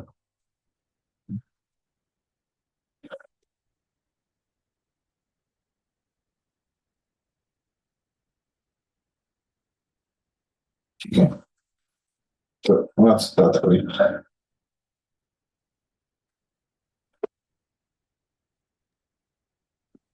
तात्पर्य: पूर्णपणे कृष्ण भावनाभावित असलेला मनुष्यच खऱ्या अर्थाने जीवाच्या कल्याणार्थ कार्य करू शकतो. श्रीकृष्ण हेच सर्व गोष्टींचे उद्गम आहेत. याचे ज्ञान वास्तविकपणे जेव्हा मनुष्याला होते तेव्हा त्या भावनेमध्ये तो जे कार्य करतो ते सर्वांच्या कल्याणार्थ असते. श्रीकृष्ण हे परमभोक्ता, सर्वश्रेष्ठ अधिपती आणि परम मित्र आहेत. या गोष्टींची विस्मृती ही मानव समाजाच्या दुःखास कारणीभूत असते. म्हणून संपूर्ण मानव समाजामध्ये या भावनेची पुनर्जागृती करणे हे सर्वोच्च कल्याणकारी कर्म आहे. ब्रह्मामध्ये मुक्ती प्राप्त झाल्यापासून मनुष्य अशा प्रकारचे सर्वोत्तम कल्याणकारी कर्म करू शकत नाही. कृष्ण भावना भावित मनुष्याला श्रीकृष्णांच्या सर्व श्रेष्ठत्वाविषयी मुळीच संदेह नसतो, कारण तो सर्व पापातून पूर्णपणे मुक्त झालेला असतो. हीच दिव्य भगवत प्रेमाची स्थिती आहे. मानव समाजाच्या केवळ भौतिक कल्याणार्थ कार्यरत असणारा मनुष्य वस्तुतः कोणाचीही मदत करू शकत नाही. स्थूल शरीर आणि मन याचा तात्पुरता दुःख परिहार हा संतोषजनक नसतो. मनुष्याला त्याच्या भगवंतांशी असणाऱ्या संबंधांची विस्मृती हीच त्याच्या जीवनाच्या कठीण संघर्षातील अडचणींचे वास्तविक कारण असते. जेव्हा मनुष्याला श्रीकृष्णांशी असणाऱ्या आपल्या संबंधांची पूर्णपणे जाणीव होते तेव्हा तो जरीच भौतिक जंजाळात असला तरी तो मुक्त जीवच असतो. हरे कृष्ण. धन्यवाद. तर आता बघा, आपण बघितलं की ह्याच्यामध्ये लक्षण आहेत की जो आणखीन प्रगती करतोय त्याची लक्षणं आहेत. तर त्याच्याबद्दल प्रभुपाद सांगतायत की पूर्णपणे कृष्ण भावनाभावित झालेल्या मनुष्यच खऱ्या अर्थाने जीवाच्या कल्याणात कार्य करू शकतो. आपण बघितलं इथं निष्काम कर्मयोगाबद्दल भगवंतांनी सांगितलं की तो जसं आणखीन प्रगती करेल तो दुसऱ्याचं कल्याण करू शकेल. पण प्रभुपाद सांगतायत की निष्काम कर्मयोगी तर करतो कल्याण दुसऱ्यांचं, ह्याच्यापेक्षा जास्त जो आहे तो भक्त कल्याण करू शकतो सगळ्यांचं. तर श्रीकृष्ण हेच सर्व गोष्टींचे उद्गम आहेत.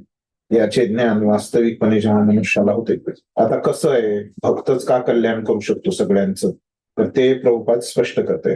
तर भक्ताला माहित असतं की सगळं काही श्रीकृष्णांपासून आलंय, कृष्णापासून आलंय, तेव्हा त्या भावनेमध्ये तो जे कार्य करतो ते सर्वांच्या कल्याणार्थ असतं. अशा भावनेमध्ये ज्याला माहितीये की श्रीकृष्ण सगळ्या गोष्टींचं मूळ आहेत आणि अशा व्यक्तीनं जर काही कार्य केलं तर ते कार्य काय असतं, सगळ्यांच्या कल्याणार्थ असतं.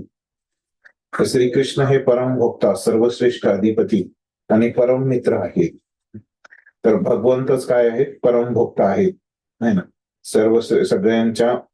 सगळ्या गोष्टी त्यांच्या मालकीच्या आहेत, है ना. हे 29व्या श्लोकात आपल्याला कळेल. सगळ्यांचे मित्र कोण आहेत, भगवंतच आहेत, परम मित्र. असं भगवंतांनी स्वतः याच 5व्या अध्यायाच्या 29व्या श्लोकामध्ये हे सांगितलं. या गोष्टींची विस्मृती ही मानव समाजाच्या दुःखास कारण. पण जेव्हा आपण हे विसरतो तेच आपल्या दुःखाचं कारण आहे. म्हणून संपूर्ण मानव समाजामध्ये या भावनेची पुनर्जागृती करणे हे सर्वोच्च कल्याणकारी कर्म आहे. सगळ्यांना आठवण करून द्यायचं भक्तांचं काम असतं.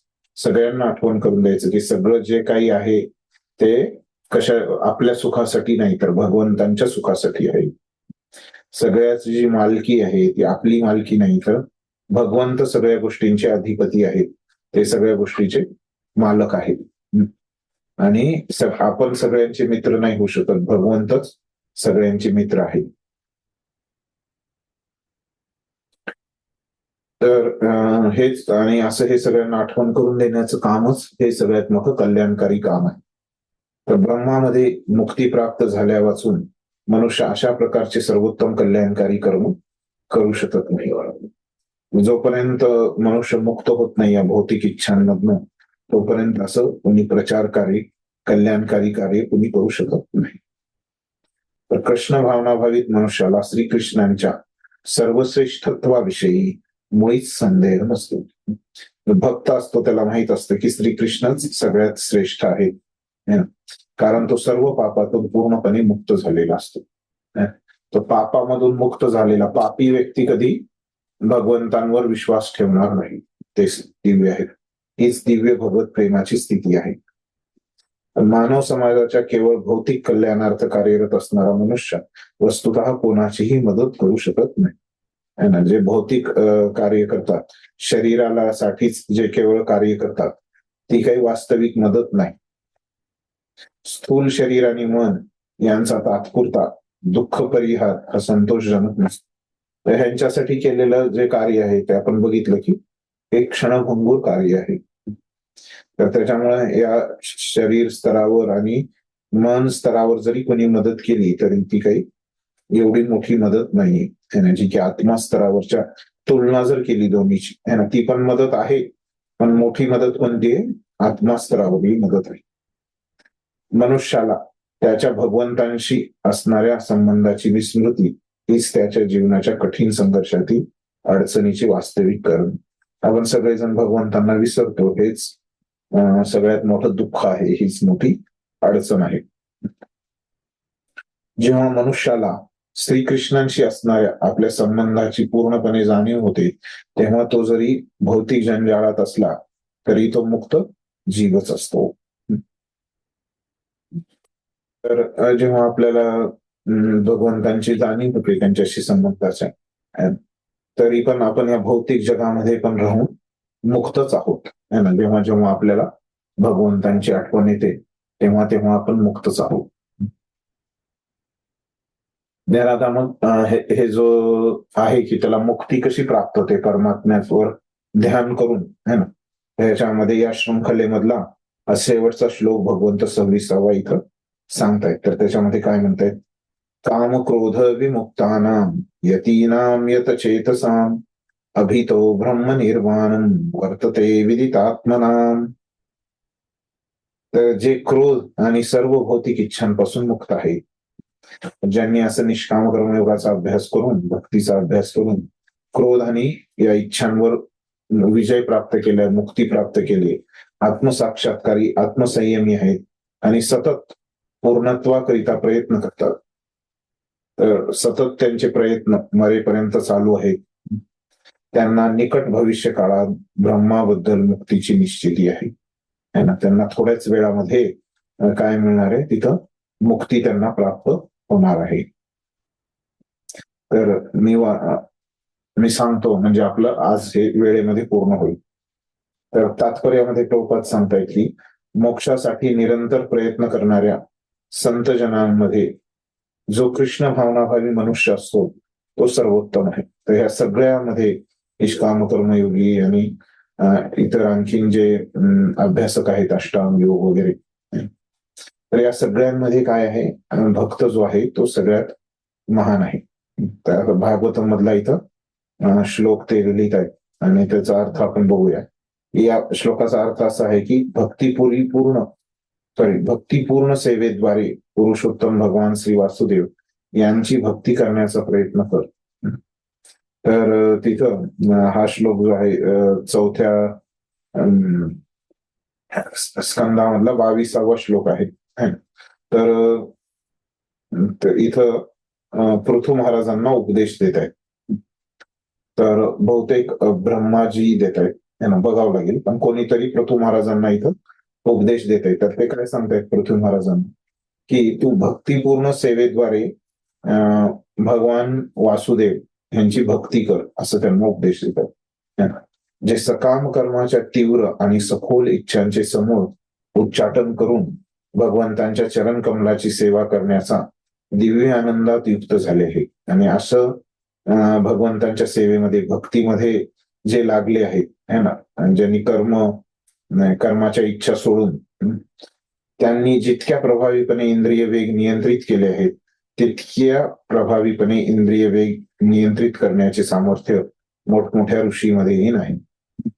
म्हणजे भक्तीद्वारेच ही इंद्रिय नियंत्रित होऊ शकतात, असं ते सांगतायत या श्लोकामध्ये.